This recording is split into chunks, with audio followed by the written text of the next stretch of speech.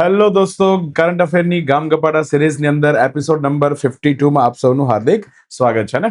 આજનો પણ આપનો સેશન જે છે સરસ મજાનો રહેવાનો છે ભાઈ. આજે આપણે ગુજરાતના યુનિફોર્મ સિવિલ કોડ ઉપર પણ ડિબેટ કરવાના છે, ચર્ચા કરવાના છે, બરાબર. તો કોન્સ્ટિટ્યુશન પણ તમારું આની સાથે સાથે ક્લિયર થશે. ઓકે, અચ્છા, જે વિદ્યાર્થી લોકોએ ફેબ્રુઆરી મહિનાનું જે રિવિઝન સિરીઝ જે છે લાઈવ ચાલી રહી છે આપણી, એ ન જોઈ હોય તો પ્લીઝ તમે ચેનલ ઉપર જઈ અને લાઈવના સેક્શનમાં જઈ તમે આખી આપણી જે ફેબ્રુઆરી મહિનાની કરંટ અફેરની રિવિઝન સિરીઝ ચાલી રહી છે એને પણ જોઈ લેજો. ઠીક છે, ચલો આજે આપણે આપણા સેશનની શરૂઆત કરીએ. વિધાઉટ ટાઈમ ડિલે પ્રોપર અહીંયા ધ્યાન આપવાનું છે, પૂરેપૂરું ફોકસ રાખવાનું છે અને લાઈફમાં આપણે આપણી ડ્રીમ જોબ જે છે ગમે તેમ કરીને અચીવ કરવાની છે, હે ને.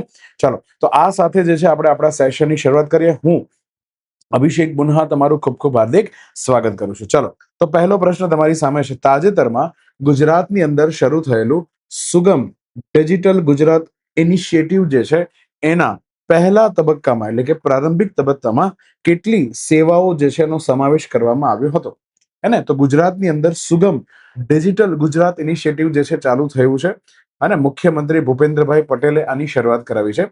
અને ગુજરાતની ઘણી બધી જે આપણે આધાર કાર્ડ, પાન કાર્ડ કઢાવવા માટે જે ગવર્નન્સ માટે જે જતા હોઈએ છીએ, બધી જ સેવાઓને ડિજિટલ સેવાઓમાં કન્વર્ટ કરવા માટેના પ્રયાસ. સો તાજેતરમાં ગુજરાતે 20 જેટલી જાહેર સેવાઓનું શું કર્યું? ડિજિટલાઇઝેશન કર્યું. હવે એક્ઝેક્ટ 20 કઈ કઈ છે આપણે જાણવાનું નથી, પણ આ શું કરવા કર્યું? ગુજરાત સરકારે આ સ્ટેપ લીધું શું કરવા? તો પહેલું તો એમાં ધ્યાનથી સમજો. આપણા ગુજરાતની અંદર એડમિનિસ્ટ્રેટિવ રિફોર્મ્સ કમિટી, એટલે એનું નામ હતું ગુજરાત એડમિનિસ્ટ્રેટિવ રિફોર્મ્સ કમિટી. હવે આ એક સમિતિ બેસાડવામાં આવી હતી ગુજરાતની અંદર, ગુજરાત સરકારે બેસાડી હતી અને એમના ચેરમેન હતા હસમુખભાઈ અઢિયા.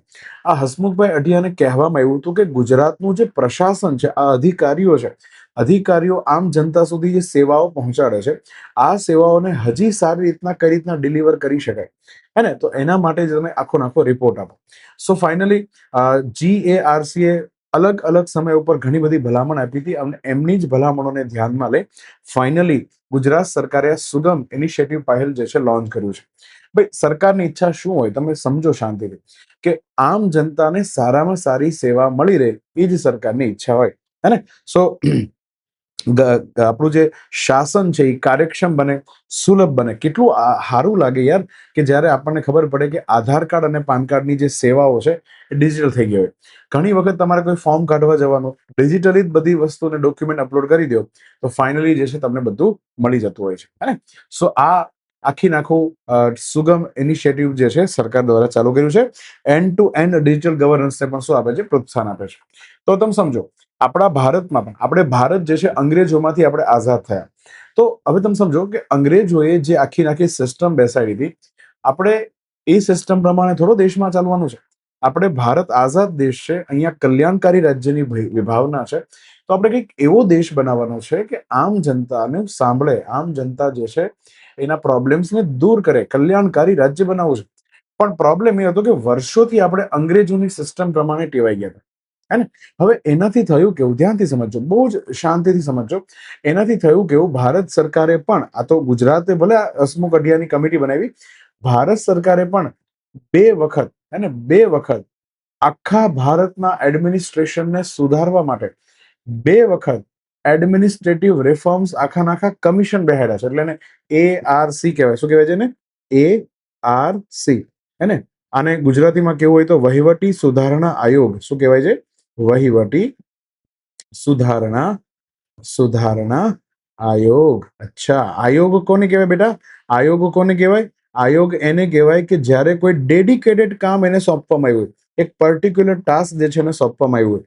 તો અહીંયા કામ સોંપવામાં આવ્યું તો કે અંગ્રેજોની જે વ્યવસ્થા છે અને એમાંથી આપણે ભારતની પોતાની વ્યવસ્થા આપણે કઈ રીતના ડેવલપ કરી શકીએ, અને જેથી પ્રશાસન સુધરે. પ્રશાસન સુધરશે તો લોકો સુધી સરકાર સારીમાં સારી સેવાઓ પહોંચાડી શકે. તો યાદ રાખજો, જે લોકોના સિલેબસમાં પબેડ નામનો ટોપિક છે, પબ્લિક એડમિનિસ્ટ્રેશન, CCE પણ છે, હે ને. અને તમામ પ્રકારની એક્ઝામમાં પબેડ સરકારે ઇન્ટ્રોડ્યુસ કરી દીધું છે. GPSCમાં પણ છે. પબેડની અંદર આ વસ્તુ જે છે આવતી હોય છે. પબેડનો ટોપિક છે ને બેઝિકલી. તો 2 વખત કમિશન બેઠા. એમાં પહેલું કમિશન છે એનું નામ છે ફર્સ્ટ ARC, પ્રથમ વહીવટી સુધારણા આયોગ. એમાં શરૂઆતમાં અધ્યક્ષ બનાવ્યા હતા મોરારજી દેસાઈ બટ 1966માં 1966માં જે છે ફાઇનાન્સ મિનિસ્ટ્રીનું કામ એમને મળતા એમને પછી આના અધ્યક્ષ પદ ઉપરથી હટવું પડ્યું, કારણ કે બેનિફિટ જે છે ડબલ થઈ જાય એટલા માટે. તો પહેલા સુધારણા આયોગના નવા અધ્યક્ષ બન્યા હતા કે હનુમંતૈયા. તો પહેલામાં બે અધ્યક્ષ જે છે તમારે યાદ રાખવા. ફર્સ્ટ એઆરસી ના અધ્યક્ષ મોરારજી દેસાઈ, પછી કોણ બન્યા? હનુમંતૈયા. પછી અમુક સમય બાદ સરકારે વળી પછી સેકન્ડ એઆરસી બેસાડ્યું, સેકન્ડ એડમિનિસ્ટ્રેટિવ રિફોર્મ્સ કમિશન બેસાડ્યું. આના અધ્યક્ષ હતા શ્રી વીરપ્પા મોઇલી, અને વીરપ્પા મોઇલીએ પછી એમની હેલ્થ બગડતા રાજીનામું આપ્યું. તો નવા અધ્યક્ષ બન્યા હતા વી રામચંદ્રન. વેરી ઇમ્પોર્ટન્ટ ક્વેશ્ચન છે. ફર્સ્ટ એઆરસી અને સેકન્ડ એઆરસી ના અધ્યક્ષ મિત્રો યાદ રાખજો. ફર્સ્ટ એઆરસી મોરારજી દેસાઈ અને હનુમંતૈયા, સેકન્ડ એઆરસી છે વીરપ્પા મોઇલી અને વી રામચંદ્રન, યાદ રાખજો. હવે આજે સુગમ ડિજિટલ ગુજરાત આખું ઇનિશિયેટિવ છે, એમાં શું કરવામાં આવશે? એક આખી નાખું એક તો આ પહેલ છે, એક ઇનિશિયેટિવ છે. આની અંદર ગુજરાતનું વિજ્ઞાન અને ટેકનોલોજી વિભાગ દ્વારા આને સંચાલિત કરવામાં આવે છે. આનું ફોકસ શું છે કે ફેસલેસ કામ થાય, અને વારે વારે માણસને કચેરીઓમાં આટા ન મારવા પડે, પેપરલેસ કામ થાય, કેશલેસ સેવાઓ થાય, અને ડિજિટલ ઇન્ડિયાના વિઝન સાથે આ જોડાયેલું છે. આમાં આધાર આધારિત, તમારે આધાર કાર્ડ હોય તો એનાથી તમારું વેલિડેશન થઈ જાય, પછી બીજા કોઈ ડોક્યુમેન્ટ લાવવાની જરૂર નથી. ડીજી લોકર જે છે અલગ અલગ સેવાઓ સાથે જોડવાનું કામ કર્યું. ટૂંકમાં આ સુગમ ડિજિટલ પહેલમાં સરકારે કર્યું છે 20 એવી સેવાઓ નક્કી કરી લાઈનમાં એક પછી એક, અને એમાં લોકોને ધક્કા ઓછા ખાવા પડે બસ એવું કંઈક કામ કર્યું છે. ઈ સિગ્નેચરની પણ સુવિધા કરી. કોઈ ડોક્યુમેન્ટ હોય તમારે એને ઈ સાઇન કરવું છે તો એક ઓટીપી આવે અને તમારું ડોક્યુમેન્ટ જે છે તમારી સિગ્નેચરની અંદર એન્ક્રિપ્ટ થઈ જાય ને, એને ઈ સાઇન કહેવાય છે. તો આ પણ એક જે છે આવી સારી સુવિધા છે. યુપીઆઈ દ્વારા તમે કોઈ પણ પેમેન્ટ 10 રૂપિયાનું 50 રૂપિયાનું પેમેન્ટ કરવું યુપીઆઈ દ્વારા કરી શકો. વોટ્સએપ દ્વારા પણ અમુક સેવાઓનું એક્સેસ મળે એવું પણ સરકારે આમાં કર્યું છે. અને પ્રમાણપત્રની ચકાસણી માટે QR કોડ જે છે એ બી જનરેટ કરાવડાવ્યા છે. તો આ બધાથી થાય કેવું ભાઈ, આમ સામાન્ય જનતા જે છે ને ધક્કા ઓછા ખાવા પડે સાદી ભાષામાં, હે ને. ચાલો, તો 20 સેવાઓનું સરળીકરણ ગુજરાતની અંદર થયું છે. ચલો નેક્સ્ટ ક્વેશ્ચન. તાજેતરમાં શરૂ થયેલ આકાશા 300 એ શું છે? તમારે કહેવાનું છે. આવા પ્રશ્ન પૂછે, આને કહેવાય વર્ડ એસોસિએશનના ક્વેશ્ચન. એક શબ્દ આપી દીધો અને કીધું કે આ શું છે. સો જો આન્સર આપો ચારમાંથી. આ શું છે? તમને આ જોતા શું લાગે છે? આ એક પ્રકારનું 3D પ્રિન્ટિંગ મશીન છે. સો તાજેતરમાં ભારતે એક આકાશા 300 3D પ્રિન્ટર જે છે તૈનાત કર્યું. હવે એક્ઝેક્ટલી ક્યાં થયું તો યાદ રાખજો, ઈસરો જે છે અને એની સાથે જોડાયેલી સંસ્થા છે એલપીએસસી, લિક્વિડ પ્રપલ્શન સિસ્ટમ સેન્ટર. અને એલપીએસસી નું એક શાખા જે છે કેરળની અંદર વલિયામાલા પાસે છે. તો ન્યા એલપીએસસી માં શું થાય છે તો કે આ રીતના જે એન્જિન હોય ને, આપણે અહીંયા સરસ મજાના રોકેટ હોય તો એની નીચે તમને ખબર હોય તો આવા એન્જિન હોય, અને વિક્રમ એન્જિન, એની અંદર જે લિક્વિડ પ્રપલ્શન હોય છે એને, કારણ કે પ્રવાહી બળતણ આપણે એની અંદર યાદ રાખજો. સાઈડમાં હોય ને બુસ્ટરિયા હોય એ સોલિડ હોય, સાઈડમાં હોય બુસ્ટરિયા હોય એ સોલિડ હોય, પણ વચ્ચે જે મોટી ટાંકી હોય આ લિક્વિડ હોય. આ શું હોય? લિક્વિડ હોય. સાઈડમાં હોય શું હોય? સોલિડ હોય. તો લિક્વિડ પ્રપલ્શન સિસ્ટમ સેન્ટર. હવે આની અંદર થાય કેવું તમે સમજો. હવે બુસ્ટર તો એવું છે, આ બુસ્ટર એવી વસ્તુ છે કે જ્યારે રોકેટ આખું હોય આ રીતના, રોકેટ આમ છે એમ સરસ મજાનું રોકેટ છે બરાબર, આ જ્યારે ઉપર આકાશમાં આ રીતના ઉપર જાય પછી સાઈડમાં જે બુસ્ટરિયા ટીંગાડ્યા હોય ને એ તો ઉડીને નીચે આવતા રહે, અને આપણી આ નેવી જે છે એને પકડી લે, હે ને. સાઈડમાં બુસ્ટરિયાને તો નેવી પકડી લે, પણ વચ્ચેની આખી ટાંકી બળીને ખાક થઈ જાય. એટલે વારે વારે એને નવી બનાવવી પડે, અને વારે વારે નવું રોકેટ બનાવવું હોય, હવે પીએસએલવી જીએસએલવી નવા બનતા હોય તો વારે વારે વચ્ચેનો ટાંકો વધારે નવે બનાવવો પડે, એમાં વાર લાગે. પણ જો 3D પ્રિન્ટર જો લાવી દેવામાં આવે, એટલીસ્ટ ભલે આખી ટાંકી નો બને પણ એટલીસ્ટ અમુક ડિવાઇસ તો બની શકે, હે ને. ચાલો, 3D પ્રિન્ટિંગનું બીજું નામ છે યાદ રાખજો એડિટિવ મેન્યુફેક્ચરિંગ, કારણ કે એડ કરે, લેયર બાય લેયર મટીરિયલને શું કરે? એડ કરે. સો અવકાશ અને ઔદ્યોગિક નવીનતાને સમર્થન આપતું આખું શું બનાવ્યું છે? 3D printer. કોને બનાવ્યું છે? એલપીએસસી. એલપીએસસી કોની સંસ્થા છે? ઈસરોની સંસ્થા છે. ચાલો, તો આ શું કરે છે? ઊંચા તાપમાન ઉપર એક સાથે ઘણું બધું મટીરિયલ જે છે એને સાથે લઈ અને એક પછી આમ લેયર બાય લેયર ગોઠવાતું જાય, અને થોડી વારમાં તમને આખું એન્જિનના પાર્ટ જે બનાવે બની શકે. અને 350 ડિગ્રી સેલ્સિયસ ટેમ્પરેચર સુધી જે છે એને એના બનાવેલું મટીરિયલ જે છે કાર્ય કરે છે. તો સારી વસ્તુ કહેવાય. તો આઈઆઈએસટી એટલે કે Indian institute of space science and technology. યાદ રાખજો, જો તમને પૂછે કે આઈઆઈએસસી ક્યાં છે, તો આઈઆઈએસસી તો બેંગ્લોરમાં છે, અને આઈઆઈએસસી તો ક્યાં છે? બેંગાલુરુ, અને બેંગ્લોરમાં છે. પણ હું તમને પૂછે કે આઈઆઈએસટી ક્યાં છે, હે ને, તો Indian institute of space science and technology. તો ભાઈ આ છે ને કેરળમાં છે, તિરુવનંતપુરમમાં છે. યાદ રાખજો ને, તિરુવનંતપુરમમાં છે. બંને વચ્ચે સ્લાઇડ ડિફરન્સ છે, યાદ રાખજો. સો આઈઆઈએસટી દ્વારા જે છે બેઝિકલી આ વિકસિત કરવામાં આવ્યું છે અને એને એલપીએસસી ને આપ્યું હતું અને એલપીએસસી એ બેઝિકલી આનો ઉપયોગ કરવાનું ચાલુ કર્યું. રોકેટના કોઈ પણ ભાગને જે છે પ્રિન્ટ કરી શકે છે. તો ઝડપથી આપણે રોકેટ બનાવી શકું ને ઝડપથી આપણે સેટેલાઇટ જે છે અને એને આપણે અંતરિક્ષમાં મોકલી શકીએ. નાસા અને ઇસરોના બધા તો નાસા જે છે પહેલેથી જ આ સિસ્ટમ યુઝ કરે છે અને આપણે બી ચાલુ કર્યું છે. તો આકાશા 300 એ છે શું? કોઈ રોકેટ છે? નહીં, આકાશા 300 એ 3D પ્રિન્ટર મશીન છે. ચાલો, ગુજરાતના રાજ્યમાં આપણું જે રાજ્ય છે એની અંદર તાજેતરમાં યુનિફોર્મ સિવિલ ફ્રેમવર્ક ઉપર આખો કાયદો ઘડનાર જે છે આ ગુજરાત રાજ્ય કયા નંબરનું રાજ્ય બન્યું એ તમારે કહેવાનું છે. સો ગુજરાતમાં ફાઇનલી યુસીસી બિલ જે છે પાસ થઈ ગયું છે અને અને આપણું ગુજરાત જે છે એ અલ્ટિમેટલી બીજું રાજ્ય બન્યું છે. હે, આપણું ગુજરાત બીજું રાજ્ય બન્યું છે. ભાઈ યુસીસી કોને કહેવાય? વારે વારે આ કોન્સેપ્ટ આવે છે, યુનિફોર્મ સિવિલ કોડ. હે ને, આપણા બંધારણની અંદર આપણા બંધારણમાં ડીપીએસપી જે છે હે ને, ડીપીએસપી રાજનીતિના માર્ગદર્શક સિદ્ધાંતો. હે ને, હા, આમ રાજનીતિના માર્ગદર્શક સિદ્ધાંતોની અંદર આર્ટિકલ નંબર 44 માં લખ્યું છે કે સરકાર પ્રયત્ન કરશે કે સમગ્ર ભારતમાં યુનિફોર્મ સિવિલ કોડ આવી જાય. ભાઈ, તો આવું કેમ લખવું પડ્યું અને આનો ઐતિહાસિક પરિપ્રેક્ષ્ય શું છે? પણ એના માટે ખૂબ બેઝિક આપણે શીખવું પડે. ભાઈ, આપણા સમગ્ર રાજ્યને ચલાવનાર 3 શક્તિ છે, બ્રહ્મા, વિષ્ણુ અને મહેશ. હે ને, એમાં બ્રહ્મા જે છે કાયદો ઘડે, વિષ્ણુ એનું અમલીકરણ કરે, મહાદેવ જે છે ન્યાય આપે. આપણે આખું આ કામ સમજવાનું છે મહાદેવના ડોમેઇનમાં. તો મહાદેવના કૈલાશ ઉપર હવે જાઓ અને ન્યાય આપવાની ઘટના સમજો. સો ન્યાય જે છે ને કોઈ પણ રાજ્યમાં 2 પ્રકારના હોય, દીવાની અને ફોજદારી. હવે ફોજદારીમાં કઈ કઈ ઘટના હોય? હત્યા, ચોરી, લૂંટફાટ, બળાત્કાર, શોષણ. હવે હું એમ કહું કે એક હિન્દુ વ્યક્તિ છે અને એક હિન્દુ વ્યક્તિ છે અને એક જે છે અહીંયા એક પારસી વ્યક્તિ છે. આ હિન્દુ વ્યક્તિ પારસી વ્યક્તિ જે છે એની હત્યા કરી લે, તો આની અંદર મારે ધર્મ વચ્ચે કંઈ લાવવાની જરૂર છે? Answer is no. આમાં ધર્મનો કોઈ રોલ નથી. હત્યા હોય, આમાં ખાલી માનવતા મેઇન કેન્દ્રમાં હોય કે ભાઈ માનવતાની વિરુદ્ધ કાર્ય થયું છે. અચ્છા, માની લો કે કોઈ મુસ્લિમ ચોર છે, એ હિન્દુના ઘરે જે છે આવીને ચોરીને લૂંટી જાય છે, તો ચોરી કહેવાય. તો હવે આમાં છે ને તમે એક એવો કાનૂન બનાવી શકો કે જે સમગ્ર ભારતમાં દરેક ધર્મના લોકો ઉપર લાગુ કરાવી શકો. આ ફેસિલિટી મળે ફોજદારી કાનૂનમાં, બરાબર? તો એક કાનૂન અને આવું બનાવ્યું લોર્ડ મેકોલે જે છે, અને લોર્ડ મેકોલે આઈપીસી ને ઇન્ડિયન પિનલ કોડ જે દિવસથી બનાવી દીધો એ આખા ભારત ઉપર લાગુ થઈ ગયો. પછી હિન્દુ હોય, મુસ્લિમ હોય, શીખ હોય, જૈન હોય, બુદ્ધ હોય, કોઈ પણ હોય, તમામ માટે સમાન રીતના ફોજદારી કાનૂન લાગુ થઈ ગયો. એ દિવસથી ફોજદારી બાબતોમાં કોઈ ટેન્શન રહ્યું નહીં. નહીં તો પેલા શું હતું? પેલા હિન્દુઓ માટે મનુસ્મૃતિ ગ્રંથમાંથી ફોજદારી બાબતો જોવામાં આવતી, મુસ્લિમો માટે શરિયા કાનૂન છે, અને પછી આપણા ખ્રિસ્તીઓ માટે બાઇબલ જોવામાં આવતી. એમ અલગ અલગ ધર્મના કાનૂનમાંથી ફોજદારી બાબતો ખેંચવામાં આવતી અને એ પ્રમાણે ન્યાય આપવામાં આવતો. હવે ટેન્શન જતું રહ્યું. મેકલાએ એટલું કામ તો કરી નાખ્યું. મેકલો જે છે એને એક સારું કામ કર્યું, ઇન્ડિયન પિનલ કોડ લાવી દીધો. પણ સૌથી મોટો પ્રોબ્લેમ ફોજદારી બાબતમાં નથી. એ બહુ ઈઝી કહેવાય. ખબર જ છે કે આમાં ધર્મ વચ્ચે આવવાનો જ નથી, એટલે તમે એક કાનૂન બનાવીને બધા પર લાગુ કરી શકો. હવે અસલી ખેલ તો દીવાની મામલાઓમાં થાય.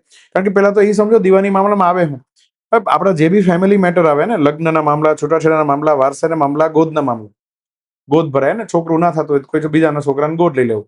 પછી કોન્ટ્રાક્ટ કાનૂન આવે, મતલબ કોઈ ખેડૂત અને કંપની વચ્ચે કોઈ ભાગીદારી થાય વગેરે વગેરે. આ બધા કોન્ટ્રાક્ટ એ બી દીવાની કહેવાય. આપણે અત્યારે આનું કંઈ કામ નથી, આપણે ખાલી એક પર ફોકસ કરીએ, પારિવારિક મામલા. તમે વિચારો, પરિવારના મામલા છે, લગ્નનો મામલો છે, મારે ધર્મ વચ્ચે લેવો પડે ને. હું એક કાનૂન બનાવીને એવું થોડું કહી શકું બધા ઉપર સેમ લાગુ થશે, અને આ પોસિબલ નથી. પણ હવે જો સમજો, ગુજરાત એક જગ્યા પર ભૂલ કરી પણ છે ને, હમણાં એનું કંઈક રિપલ્શન આવશે બી ખરું. જો સમજીએ આપણે આગળ શું થશે. તો દીવાની મામલાઓ જે છે એની અંદર પ્રોબ્લેમ એ હતો કે તમામ ધર્મ જે છે અહીંયા વચ્ચે આવીને ઉભા રહી જાય. તો હવે મારે હવે ધર્મ જે છે તો બહુ જૂની વસ્તુ છે. વર્ષો પહેલા બાબા સાહેબ આંબેડકર કે આપણે આગળ કઈ રીતના વધ્યા કહેવાય. હું હજી જૂનું ખેંચા જ કરું તો આપણે આગળ થોડા વધ્યા કહેવાય. ધર્મએ બનાવેલા જે કાનૂન છે, મનુસ્મૃતિ, ફનુસ્મૃતિ બધા જે બી છે કાનૂન, એ વર્ષો પુરાણા છે. હે ને, શરિયા લો કેટલો જૂનો કાનૂન છે. હવે આપણી પાસે કાનૂન ઘડવાવાળા બ્રહ્માની તાકાત એટલે કે સંસદ છે, તો એની પાસે કાનૂન બનાવાય ને કાકાઓ. સમજ પડે કે નથી પડતી કે જૂના ઢહેડા જ કરવાના? પણ ધર્મ એવી વસ્તુ છે કે બહુ સેન્સિટિવ મેટર છે. એટલે અંગ્રેજોએ શું કર્યું ખબર? ફોજદારી મામલામાં તો યુનિફોર્મિટી લાવી દીધી, દીવાની મામલામાં એને વધારે પડતો હાથ ન નાખ્યો, કારણ કે એમાં દાજી જવાય. શું થઈ જવાય? દાજી જવાય. તો હવે ધ્યાનથી સમજજો. હું એમ કહું કે પારિવારિક મામલાઓ છે, લગ્ન છે, છૂટાછેડા છે, વારસાઈના પ્રોબ્લેમ છે, ગોદના પ્રોબ્લેમ છે. આમાં શું હતું કે દરેક ધર્મએ પોતપોતાના કાનૂન બનાવ્યા હતા, જેને પર્સનલ લોસ કહેવાય. ઉદાહરણ તરીકે મનુસ્મૃતિ, હે ને, મનુસ્મૃતિ, યાજ્ઞવલ્ક સ્મૃતિ, અને આ બધા પર્સનલ લોસ છે. પછી હજી એક ઉદાહરણ લેવું હોય તો શરિયા કાનૂન છે, હે ને. પછી ખ્રિસ્તીઓ માટે છે તો કે બાઇબલ છે, ઓલ્ડ ટેસ્ટામેન્ટ અને ન્યૂ ટેસ્ટામેન્ટ છે, અને આમ ઘણા બધા પર્સનલ લો જે છે પોતપોતાની રીતના પોતપોતાના ધર્મની હતી એના હિસાબે કાનૂન પ્રમાણે બધા ચાલતા હતા. કાનૂન હોય તો જ ચાલે ભાઈ, ને તો સમાજ ન બને, યાદ રાખવાનું. હવે જે તે સમયની પરિસ્થિતિ મુજબ જે છે આ કાનૂન બનાવવામાં આવ્યા હતા. હવે વર્ષો પહેલા જયારે ભારતમાં કાસ્ટિઝમ બહુ જ ખતરનાક લેવલ ઉપર હતું ત્યારે મનુસ્મૃતિ જે છે એમાં લખવામાં આવ્યું કે માની લો કોઈ દલિત જે છે એને ભૂલમાં કોઈ ઊંચા કેટેગરીના વ્યક્તિ જે છે એને છોઈ દીધું અથવા એની છોકરી સાથે મેરેજ કર્યા તો દલિતના પગ કાપી નાખવામાં આવશે, આવી વાત જે છે એમાં લખાઈ ગઈ. હવે વિચારો આ જે એ સમયની પરિસ્થિતિ અને એ સમયની સિચ્યુએશન મુજબ કાનૂનો બનાવ્યા હતા, હું હજી પણ એને હું લઈને ચાલું તો સારું કહેવાય. આપણે ખરેખર આ બધી વસ્તુ ડિલીટ મારીને સંસદના નવા કાનૂન બનાવી નાખવા જોઈએ, હે ને. સંસદ દ્વારા નવા કાનૂન બનાવી દેવા જોઈએ. તો થયું કેવું, અંગ્રેજોએ મોટા ભાગનું કામ કરી નાખ્યું. પારસીઓ માટે કાનૂન બનાવી દીધા, અને પછી આપણા જે ખ્રિસ્તી લોકો છે એના માટે ક્રિશ્ચિયન મેરેજ એક્ટ ને ક્રિશ્ચિયન એડોપ્શન બધા એક્ટ બનાવી નાખ્યા. ને એમ કરતા કરતા મોટા ભાગનું કામ થઈ ગયું. હિન્દુઓ, મુસ્લિમો અને આદિવાસી 3 માટે અંગ્રેજોએ કામ બાકી રહ્યું. તો જેવું ભારત આઝાદ થયું, બંધારણ લાગુ થયું એટલે તરત હિન્દુઓનું કામ જે છે જવાહરલાલ નહેરુ સાહેબ અને આપણા BR આંબેડકર સાહેબે પતાવ્યું અને હિન્દુ માટે 4 કાનૂન બનાવી દીધા. એટલે હિન્દુઓ પણ આમાંથી છટકી ગયા. હવે મનુસ્મૃતિ, યાજ્ઞવલ્ક્ય સ્મૃતિ હવે ભારતમાં લાગુ નથી. અને Hindu marriage act, Hindu adoption act, Hindu succession act અને સ્પેશિયલ મેરેજ એક્ટ, આ 4 કાનૂન એવા છે કે જેના દ્વારા હિન્દુઓને સંસદ દ્વારા મળેલ કાનૂન મળી ગયું. 2 બાકી રહી ગયા, મુસ્લિમ અને આદિવાસી. તો હવે એના માટે જે છે કાનૂન બનાવવા, અને બધા માટે કાનૂન બની જાય એટલે બધા જ હવે સંસદ વાળા કાનૂનથી કામ કરવાનું ચાલુ કરી દે ને પોતપોતાના પર્સનલ લો છે ને છોડી દેવાના. પણ એમ જ તો આ વસ્તુ ખરેખર કરવી જોઈએ.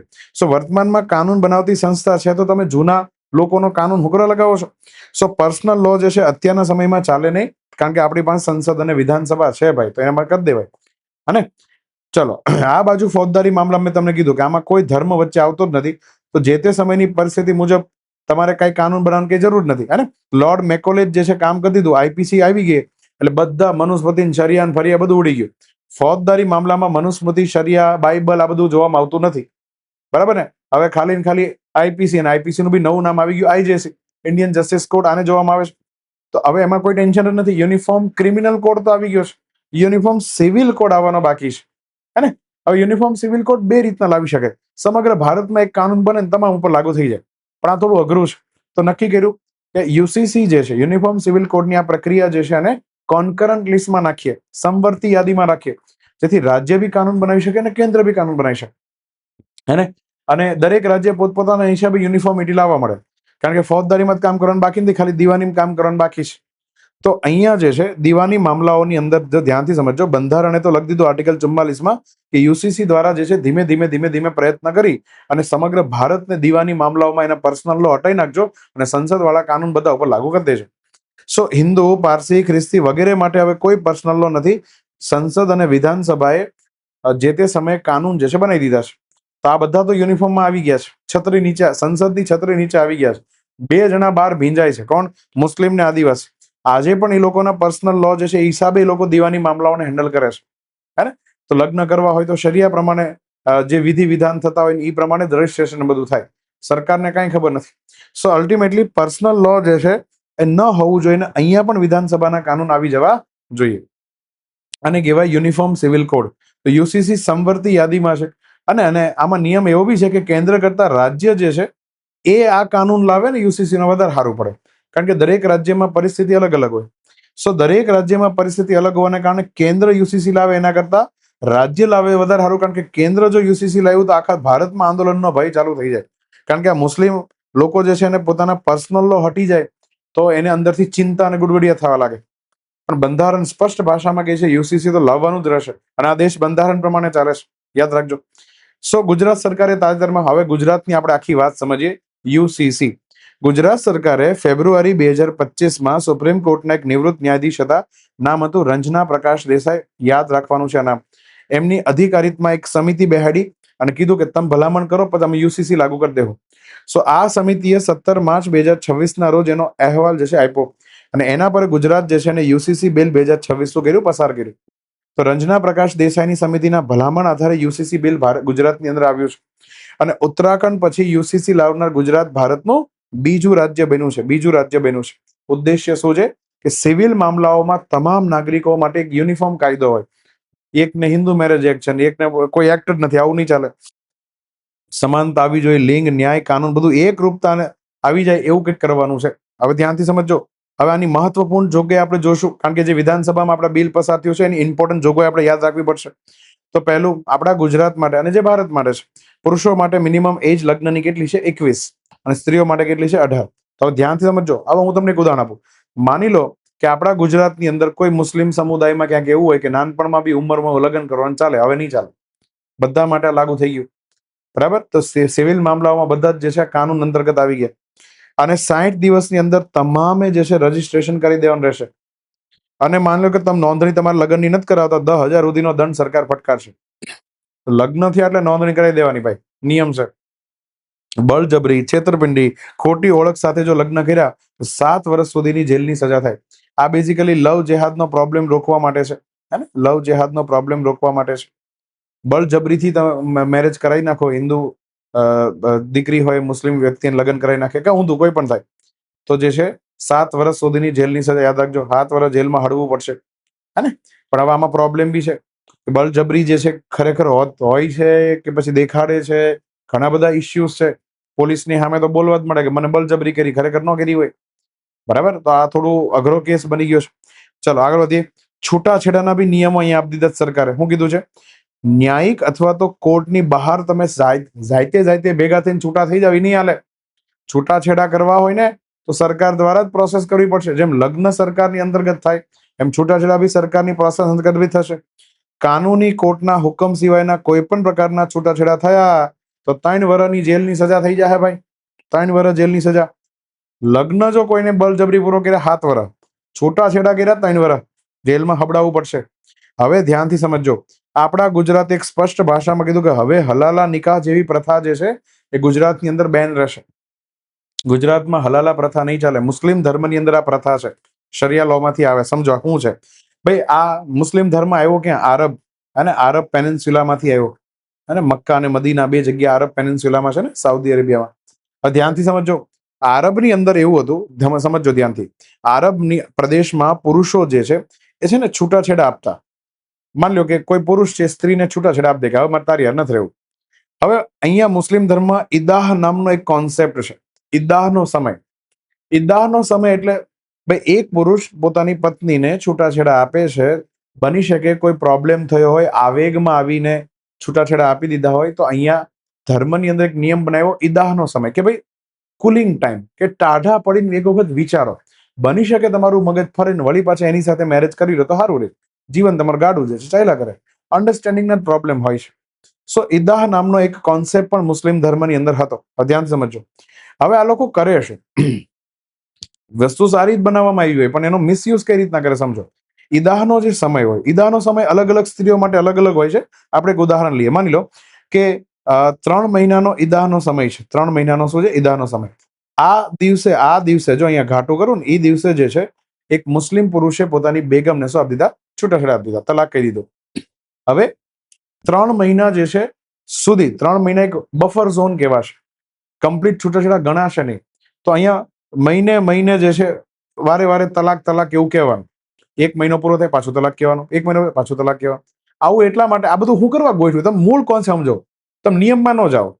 મૂળ કોન્સેપ્ટ એ છે કે આવું સમય ઉપર તલાક કહેવાનું રાખે ને, એટલે વચ્ચે જો મિયા બીબી વચ્ચે સેટિંગ આવી જાય, પરિવારજનો ભેગા થાય, સામે ભેગા થઈને જો માની જતો હોય કે ભાઈ હું છે રેવા દે ને ભાઈ, હાંડો તને માર્યો, હાંડો જ માર્યો ને, બીજું હું માર્યું, અહીંયા ઢોકળું થઈ ગયું, બરફ લગાવી દેજે, એમાં છૂટાછેડા થોડા દેવાના, તો કાંઈ વાંધો, વળી પાછા ભેગા થઈ જાય. તો આને કહેવાય ઈદાહનો સમય. હવે આ દીકરાઓ શું કરતા? તો કે ઈદાહનો સમય પૂરો થાય એ પહેલા જે છે છૂટાછેડા રદ કરી નાખે. મતલબ પહેલા જે છે સ્ત્રીને છૂટાછેડા આપે. ધ્યાનથી સમજો. પહેલા છૂટાછેડા આપે એટલે ત્યાંથી ઈદાહનો ટાઈમ ચાલુ થઈ જાય. હવે ઈદાહનો ટાઈમ 2 મહિના હોય અથવા 3 મહિના, કે જે બી હોય, જે આપણે ફરક નથી પડતો. 3 મહિના ચાલો. 3 મહિના પૂરા થવાની અણી ઉપર હોય તો વળી પાછા કે હવે મારા બીબી સાથે રહેવું છે, તો છૂટાછેડા રદ થઈ ગયા. વળી પાછા લગ્ન ચાલુ થઈ ગયા. વળી પાછા જે છે તરત પાછા 2-5 દિવસ જાય ને વળી પાછા હું આપી દે? છૂટાછેડા આપી દે. વળી પાછો ત્યાંથી ઈદાહનો ટાઈમ ચાલુ થાય. વળી પાછા 3 મહિના પૂરા થાવે તો કે હવે મારા છૂટા નથી કરવા. સ્ત્રીઓને હેરાન કરે અહીંયા પુરુષો. ઈદાહનો ટાઈમ પૂરો થવા આવે એ પહેલા જે છે છૂટાછેડા રદ કરી નાખે ને પાછા લગ્ન કેરી પર કરી નાખે, વળી પાછા છૂટાછેડા આપે. આવું અનંત વખત ચાલ્યા કરે. એટલે ઓલી કોઈ બીજા હારે લગ્ન કરી જ ન શકે. સમજ પડી તમને? રીમેરેજ થાય જ નહીં અને હેરાન થયા કરે. મૂળ પુરુષ સાથે બી ન રહી શકે, બીજા હારે બી લગ્ન કરી શકે. એટલે પેલી સ્ત્રી જે છે વચ્ચે બરાબરની અટવાય. આ ખેલ આરબની અંદર ચાલુ થયો. આ ખેલ ચાલુ થયો.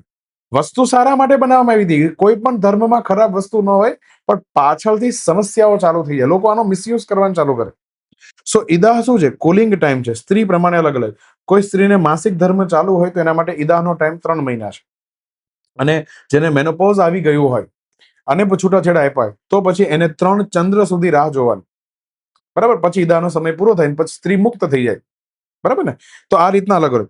હવે જેથી સ્ત્રી જે છે કોઈ અન્ય સાથે લગ્ન ન કરી શકે અને મૂળ પતિ સાથે પણ ન રહી શકે. આવું કરતા આરબના લોકો. અને અહીંયા આ સ્ત્રીઓ માટે ખૂબ ખરાબ વ્યવસ્થા બની ગઈ. હવે સમજો ધ્યાનથી. ધીરે ધીરે આપણે સ્ટેપ બાય સ્ટેપ આગળ વધીએ તો થયું શું?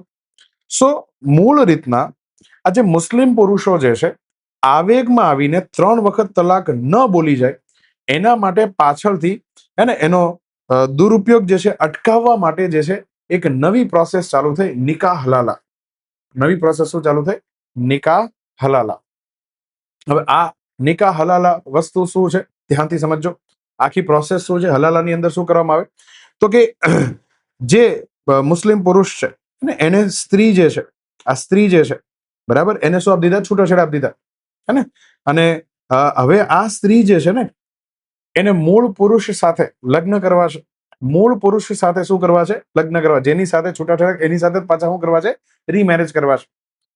હવે અહીંયા ઈદાહનો સમય તો પૂરો થઈ ગયો. ઈદાહનો સમય પૂરો થયો, કમ્પ્લીટલી બંને અલગ સેપરેટ થઈ ગયા છે. ઈદાહના સમયમાં તો હજી ચાન્સ બને કે વળી પાછા મૂળ પુરુષ સાથે લગ્ન થઈ. પણ ઈદાહનો સમય પૂરો થઈ ગયો, વળી પાછા મેરેજ કરવા. શું કરવાનું?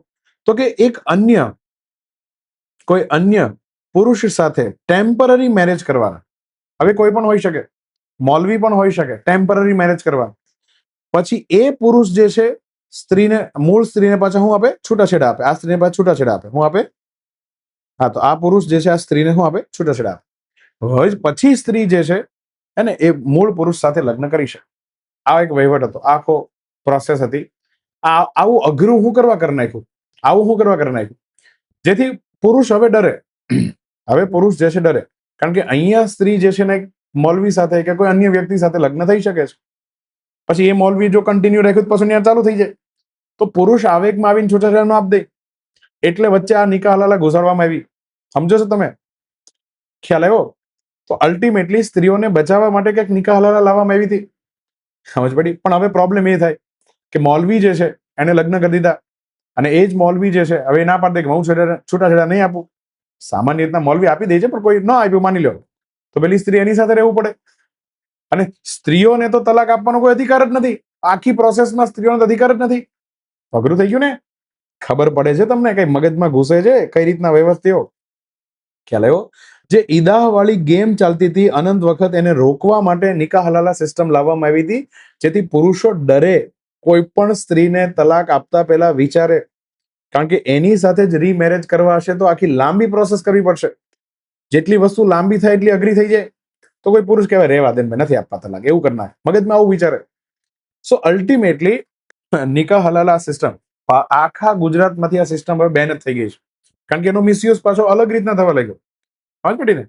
અને સ્ત્રીઓને આ હું તમે ઓબ્જેક્ટ સમજો છો? આમાં સ્ત્રીઓને ઓબ્જેક્ટ સમજવામાં આવે છે કે આ એક વસ્તુ છે અને વાપરો, જેમ મજા આવે એમ યુઝ કરો. આ થોડું ચાલે. અને આપણા ભારતની ખરાબ વસ્તુ એ છે કે મુસ્લિમ સ્ત્રીઓએ ક્યારે અવાજ નથી ઉઠાવ્યો. આ તો સૌથી મોટી સમસ્યા છે.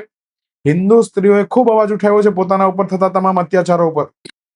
મુસ્લિમ સમાજમાંથી કોઈ વ્યક્તિ આગળ નથી આવ્યું કે અમને આ પ્રોસેસ નથી જોતી. તો સામેથી હવે સરકારે એક એક્શન લેવી પડે. હલાલા પ્રથા ગુજરાતમાંથી શું થઈ ગઈ? બંધ. પછી જ્યાં જ્યાં યુસીસી આવશે પ્રથા બંધ થઈ જશે. ખ્યાલ આવ્યો? ચાલો હવે આગળ વધીએ. યુનિફોર્મ સિવિલ કોડનું જે બિલ આવ્યું છે વિધાનસભાની અંદર, એમાં નવી લિવ ઇન રિલેશનશિપ. ભાઈ લિવ ઇન રિલેશનશિપ કોને કહેવાય? બિન ફેરે હમ તેરે, હે ને? બિન ફેરે હમ તેરે લિવ ઇન રિલેશનશિપ કહેવાય. સો યુગલો જે પણ આ રીતના જોડાય છે, લિવ ઇન રિલેશનશિપ એવું ખોટું નથી, જોડી શકો, પણ 1 મહિનાની અંદર ઔપચારિક રીતના એમની સ્થિતિ જે છે સરકારને હવે નોંધાવવી પડશે, નહીં તો નહીં ચાલે. અને સંબંધ માની લો કે લિવ ઇન માં શું છે ભાઈ, લગ્ન તો કર્યા નથી, નો સેટિંગ એવું તો સંબંધ સમાપ્ત કરી નાખે. સમાપ્ત થયા પછી પણ રાજ્યને હવે જાણ કરવી પડે કે હવે અમે લિવ ઇનમાં નથી. અને પાલન ન કરવા ઉપર 3 મહિના સુધીની જેલ થાય, 10,000 રૂપિયાનો શું થઈ શકે, દંડ થઈ શકે. અને બંનેમાંથી કોઈ એક જીવનસાથી જો 18 થી 21 વર્ષની વચ્ચેનો હોય તો રજિસ્ટ્રારને તેમના માતા પિતાને જાણ કરવી જરૂરી છે. બેમાંથી કોઈ પણ એક 18 કે 21 વર્ષની વચ્ચે હોય, કોઈ પણ પુરુષ હોય કે સ્ત્રી હોય, 18 થી 21 વર્ષ વચ્ચેની એજ ગેપમાં હોય અને લિવ ઇનમાં ચાલુ કર્યું હોય તો રજિસ્ટ્રાર જે છે એને એના માતા પિતાને જાણ કરવી પડશે કે તમારો છોકરો છોકરી જે છે લિવ ઇનમાં રહી છે. યાદ રાખજો, 18 થી 21 વચ્ચે હોવ, પુરુષ હોય સ્ત્રી હોય ફરક નહીં પડતો, અને લિવ ઇનમાં રહેવાનું ચાલુ કર્યું અને તો માતા પિતાને કહેવામાં આવશે ભાઈ પડી, રજીસ્ટ્રેશન તો ફરજિયાત છે. ચલો બીજું, બહુ પત્નીત્વ પ્રથા જે છે હવે ગુજરાતમાંથી બંધ થઈ ગઈ. તમે સમજો, હું કરવા અંગ્રેજો યુસીસી ન તરતા, હું કરવા આ વસ્તુ ન થતી, કારણ કે હવે આ સરકારે જે કર્યું છે, સમજો આ બિલ હેઠળ શું કર્યું કે ગુજરાતના જે પણ મુસ્લિમો છે હવે કાયદેસર રીતના બહુવિધ સ્ત્રીઓ સાથે લગ્ન નહીં કરી શકે. એક પુરુષ જે 4 સ્ત્રીઓ સાથે લગ્ન કરી હવે નહીં કરી શકે, બંધ થઈ ગયું, બેન થઈ ગયું, સરકારે કાનૂન દ્વારા બેન મારી દીધું. એટલે હવે અહીંયાથી ડિબેટ ચાલુ થઈ આવશે, ધીરે ધીરે હાઈકોર્ટમાં કેસ જશે, સુપ્રીમ કોર્ટમાં આવશે, ઘણું બધું ચાલશે. અને અહીંયા પ્રોબ્લેમ છે આર્ટિકલ 25 વર્સેસ આર્ટિકલ 44. વારે વારે આ વસ્તુ થઈ છે. ફંડામેન્ટલ રાઇટ અને ડીપીએસપી સામે ઉભા રહી ગયા છે. જો અહીંયા ઉભા રહી ગયા. આર્ટિકલ 25 શું કહે છે? ધાર્મિક ઉપાસના વિધિની સ્વતંત્રતા કરવાનો મારો અધિકાર છે. તો હું મુસ્લિમ છું, મારો ધાર્મિક સ્વતંત્રતાનો પૂરેપૂરો અધિકાર હોવો જોઈએ. મારી જેટલી સ્ત્રી સાથે લગ્ન કરી શકું, મારા ધર્મમાં લખ્યું છે. સામે આર્ટિકલ 44 એમ કે યુસીસી પ્રમાણે કામ કરવાનું છે. યુસીસી પ્રમાણે હવે સરકારે બેન મારી દીધો, નહીં કરી શકો, આવી ગયું ને. હવે તો 25 અને 44 સામે ઉભી રહી ગઈ છે, બરાબર. અને મિનર્વા મિલ્સ કેસથી સુપ્રીમ કોર્ટે એક વાત સ્પષ્ટ કરી દીધી છે કે આપણે બેલેન્સ બનાવીને ચાલવું પડશે, બેલેન્સ બનાવીને ચાલવું પડશે. મજા આવે એમ નહીં ચાલે. ફંડામેન્ટલ રાઇટને મહત્વ આપવું કે ડીપીએસપી ને મહત્વ? બેલેન્સ બનાવો ભાઈ, બેલેન્સ બનાવો. જે સારું લાગે કરવાનું આગળ જઈને. તો હમણાં કે મહાદેવ આગળ જઈને કહેશે, અત્યારે તો બ્રહ્મા અને વિષ્ણુ ભેગા થઈને એક્શન લીધી છે ને યુસીસી ગુજરાતમાં. મહાદેવ આગળ જઈને હાઈકોર્ટ સુપ્રીમ કોર્ટ કહેશે શું કરવું આની અંદર, જોશું આપણે. ત્રીજો કોન્ટ્રોવર્શિયલ મુદ્દો એ છે કે આદિવાસીઓ પર આ બિલ લાગુ પડતું નથી. તો હવે આદિવાસી સમાજ હજી પણ યુસીસી અંતર્ગત નથી આવ્યો, તો હજી પણ એ પોતાની કસ્ટમ અને વિધિઓ પ્રમાણે કામ કરશે. અને આમ જો તો થોડું પ્રેક્ટિકલ બી છે. જે આદિવાસી સમાજમાં રહી છે હવે એ લોકો બધા જ રજીસ્ટ્રેશન કરવા માટે લાંબા થવા લાગે તો એ તમે સમજો ફોર્મલ પ્રોસેસ ચાલુ થઈ જાય ત્યાંથી. ખ્યાલ આવ્યો? આદિવાસીઓ જંગલમાં રહે છે, તેમને જંગલમાં એમના જ નિયમો પ્રમાણે એમને રહેવા દો, એને કોઈ છંછેડો નહીં ભાઈ, બરાબર. તો હું તો કહું છું આ બરાબર છે, એક રીતના કોઈ ખોટું નથી. પણ એક પ્રોબ્લેમ એ છે કે આદિવાસી સ્ત્રી સાથે કોઈ બીજા ધર્મનો પુરુષ જે છે લગ્ન કરે, હવે આ અહીંયા શું કરવાનું? કારણ કે એના માટે કોઈ નિયમ જ નથી. કોઈ આદિવાસી સ્ત્રી, અને ઘણા આપણે ગુજરાતમાં સૌરાષ્ટ્રમાં તો ખૂબ થાય છે, સૌરાષ્ટ્રની અંદરના જે પુરુષો છે એ આદિવાસી સ્ત્રીઓને લઈ આવે, કારણ કે એનું બિચારાને ક્યાંક ઠેકાણું ન પડતું હોય, એટલે આદિવાસી સ્ત્રીઓને જે છે એની સાથે લગ્ન કરતા હોય છે. તો હવે એ સમયે હવે આદિવાસી સ્ત્રીના ક્યાં અધિકાર છે? એને રજીસ્ટ્રેશન કરવાનું કે નહીં કરવાનું? બિલમાં કઈ છે જ નહીં. તો હવે જોઈએ આગળ સરકાર રૂલ્સ લા, કારણ કે હજી તો બિલ આવ્યું છે. હંમેશા યાદ રાખજો, એક્ટ પછી શું આવે? રૂલ્સ આવે. એક્ટ પછી શું આવે? રૂલ્સ આવે. રૂલ્સ ની અંદર પ્રોપર વસ્તુ લખી હોય, યાદ રાખજો. રૂલ્સ આવે પછી આપણને ખબર પડશે એને. તો અન્ય ધર્મને વ્યક્તિ સાથે લગ્ન થાય તો એના અધિકાર બાબતે અસ્પષ્ટતા બિલની અંદર જોવા મળે છે. તો બીજું રાજ્ય ગુજરાત બન્યું છે. ઓકે, ખબર પડી ગઈ યુસીસી શું છે? આગળ વધીએ. ચલો, કઈ ઇનિશિયેટિવ હેઠળ જે છે એઆઈ નો ઉપયોગ કરીને મોટા પાયે માતૃત્વ આરોગ્ય સંશોધન કાર્યક્રમ જે છે શરૂ કરવામાં આવ્યો. સમગ્ર ભારતની અંદર જે આ કોઈ પણ લેડીઝ પ્રેગ્નન્ટ થાય છે, અને લેડીઝ પ્રેગ્નન્ટ છે, કેટલા અત્યારે જે સ્ત્રીઓ છે, અરે પ્રેગ્નન્સી આવે કે ના આવે, પણ કેટલી બેઝિક ખબર છે? કેટલા ટ્રાયમેસ્ટર આવે કોઈને ખબર છે? જોજો સમજો, જે સ્ત્રીઓ અહીંયા જોઈ રહી છે, પ્રેગ્નન્સીમાં કેટલા ટ્રાયમેસ્ટર આવે? પહેલો ટ્રાયમેસ્ટર, સેકન્ડ ટ્રાયમેસ્ટર અને થર્ડ ટ્રાયમેસ્ટર 3 મહિનાનો ગેપ. અને આ પહેલા જે 3 મહિના, પછી બીજા 3 મહિના, 3 એમ કરીને 9 મહિના, માં 9 મહિના માના પેટમાં રહીને પછી છોકરો બહાર નીકળે. સો ટ્રાયમેસ્ટર નો કોન્સેપ્ટ છે. ઘણી સ્ત્રીઓને નહીં ખબર હોય ટ્રાયમેસ્ટર શું છે. એમાં પહેલા ટ્રાયમેસ્ટરમાં શું થાય, બીજા ટ્રાયમેસ્ટરમાં કેવી વસ્તુ થાય, ત્રીજા ટ્રાયમેસ્ટરમાં શું થાય, એમાં કઈ કઈ જગ્યા પર કેવી કેર લેવાની, આરોગ્યની સંભાળ કેવી રાખવાની, કશું જ ખબર હોતી નથી ભાઈ. પ્રેગ્નન્ટ તો થઈ જાય. તો જ્યાં જ્યાં શિક્ષણનો અભાવ છે, અવેરનેસનો અભાવ છે, એજ્યુકેશનનો અભાવ છે, ત્યાં ત્યાં સરકારને આ પ્રોબ્લેમ લાગ્યો એટલે સરકારે નક્કી કર્યું કે કામ કરી એઆઈ છે ઉપયોગ કરીને આપણે એક ઇનિશિયેટિવ લઈએ. ગર્ભ આઈએનઆઈ ગર્ભ ઇન્ડિયા ઇનિશિયેટિવ નામનું આખું એક પ્લેટફોર્મ જે છે લોન્ચ કર્યું. આની અંતર્ગત સરકારે શું કર્યું ધ્યાન જાવ, ભારતે સૌથી મોટો ગર્ભા અવસ્થાનો એક સામૂહિક અભ્યાસ જે છે શરૂ કર્યો છે. કેટલી મહિલાઓ પર? 12,000 મહિલાઓ જે છે એને આમાં કવર કરી અને 10 લાખથી વધારે અલ્ટ્રાસાઉન્ડ ઇમેજ જે છે કેપ્ચર કરી છે. અલ્ટ્રાસાઉન્ડ ચાલો ક્યારે કરાવવાનું? કેટલી લેડીઝને એમ ખબર હશે? તમે વિચારો કે કોને ખબર હશે અલ્ટ્રાસાઉન્ડ શું છે, ક્યારે કરાવવાનું? પહેલા ટ્રાઇમેસ્ટરમાં હોય, બીજા ટ્રાઇમેસ્ટરમાં હોય, ક્યારે હોય? અલ્ટ્રાસાઉન્ડ કોને કહેવાય? અલ્ટ્રાસાઉન્ડમાં એક અલ્ટ્રાસાઉન્ડનો કેટલો ખર્ચો લાગે ખબર છે? 4,000 રૂપિયાનું અલ્ટ્રાસાઉન્ડ થાય જો તમે પ્રાઇવેટ ક્લિનિકમાં કરવા જાઓ તો. સોનોગ્રાફી કહેવાય એક પ્રકારની, જેમાં બચ્ચું જે છે એની લેન્થ, હાઇટ, વીટ આ બધું બરાબર છે કે નહીં ખબર પડે. તો યાદ રાખજો, હું તો તમને કહી દઉં, થોડો આઈડિયા આવે. ભાઈ જ્યારે પણ 3 મહિના કોઈ પણ પ્રેગ્નેન્ટ લેડીઝને પૂરા થાય, અને 3 મહિના જ્યારે કોઈ પણ પ્રેગ્નેન્ટ લેડીઝને પૂરા થાય એટલે હંમેશા અલ્ટ્રાસાઉન્ડ જે છે કરવાનું હોય છે. અલ્ટ્રાસાઉન્ડ આનાથી ખબર પડે કે બચ્ચું જે છે એની અંદર કોઈ ખોડ ખાપણ છે કે નહીં, અને ખોડ ખાપણ છે કે નહીં, અને કોઈ પગ ક્યાં ન વિકસિત થયો હોય અને જો એમની માતાની ઈચ્છા હોય કે નહીં તો મારે હવે બચ્ચાને જન્મ નથી આપવો, તો ત્યાં તમે એક્શન લઈ શકો. તો આખી જિંદગીનું પેઇન સહન કરવું પડે. સો ખોડ ખાપણ અહીંયાથી ખબર પડી જાય. હે ને? પછી એક ઓર ટેસ્ટ આવે પહેલા ટ્રાઇમેસ્ટર પછી, ખબર છે કયો આવે? Blood marker test. હવે વિચારો, આપણને ખબર પડે છે કારણ કે we are educated and awareness. Blood marker ટેસ્ટની અંદર એ ખબર પડે કે બાળક મંદ બુદ્ધિનું આવશે કે નહીં, અહીંયાથી ખબર પડી જાય. અને આ બી 800-900 રૂપિયાનો ટેસ્ટ હોય. અલ્ટ્રાસાઉન્ડ ટેસ્ટ જે છે લગભગ 2,000 થી ચાલુ થાય, 3,000 થી 4,000 સુધી હોય. અલગ અલગ ક્લિનિક પ્રમાણે અલગ અલગ હોય. તમે સમજો, આ બધું નથી ખબર કોઈને. આખી પ્રોસેસ છે, પણ એમ જ નથી ખબર હોતી તો પછી થાય છે એની પ્રોબ્લેમ શરૂ થાય છે. ક્યારેક કઈ વેક્સિન મૂકવાની હોય, બરાબર. પછી અત્યારે તો હું જોઈ રહ્યો છું કે મિસકેરેજના પ્રોબ્લેમ પણ ખૂબ વધી ગયા છે. મિસકેરેજ થાય વારે વારે, સમજ પડી ને? તો એના માટે શું કરવું? મિસકેરેજમાં આયરન ઝિંકની ગોળીઓ લેવાની ન લેવા કાંઈ જ ખબર નથી, બધું હવામાં ચાલે છે. સો 9 મહિના જે છે બહુ જ ઇમ્પોર્ટન્ટ હોય છે કોઈ પણ માતા માટે. એમની દેખરેખ અને કેર કરવા માટે સરકારે પહેલા સ્ટડી ચાલુ કરી છે કે આપણે એક વખત સ્ટડી કરીને રિપોર્ટ તો જમા કરીએ કે શું થાય છે. સો અહીંયા એમની જે ઇમેજ આવશે, 12,000 મહિલાઓની જે સ્ટડી થશે, પછી એઆઈ આધારિત ઉકેલો આપવામાં આવશે આ પ્લેટફોર્મ ઉપર, જેથી કોઈ બાળક અકાળે જન્મી જાય કે 9 મહિના પહેલા એનો જન્મ થઈ જાય, અથવા નવજાત જે છે ડાયરેક્ટ મૃત્યુ થઈ જાય, આ દર ઘટે. હે ને? અને આખી પહેલ જે છે બાયોટેકનોલોજી વિભાગ દ્વારા સંચાલિત છે અને આમાં ખાનગી કંપનીઓનો પણ સહયોગ લેવામાં આવ્યો છે. ક્લિયર? એકદમ ખબર પડશે, હે ને? હા, તો આ જે છે ગર્ભ ઇનિશિયેટિવ નામની પહેલ જે ભારત સરકારે ચાલુ કરી છે, હે ને? ઓકે, આની અંદર બધું તમને રિસર્ચ અને ડેટા મળે, એમ ખ્યાલ આવ્યો ને? ચાલો. તાજેતરમાં એક સંશોધનની અંદર टाइटेनियमથી ભરપૂર બેસાલ્ટ. अच्छा, व्हाट इज बेसाल्ट? किसको कहते हैं भैया बेसाल्ट? ભાઈ જ્યારે જમીનમાંથી બેઝિક લાવા નીકળે, એસિડિક નો નીકળવો જોઈએ. કયો લાવા? બેઝિક લાવા. બેઝિક લાવાની કેરેક્ટરિસ્ટિક શું છે? બેઝિક લાવા જે છે ખૂબ ભારે હોય વજનમાં. એટલે બેઝિક લાવા ઉછળે નહીં, એ પ્રસરે. કોઈ દિવસ ઉછળે નહીં. બેઝિક લાવા હંમેશા પ્રસરે, દૂર સુધી પ્રસરે.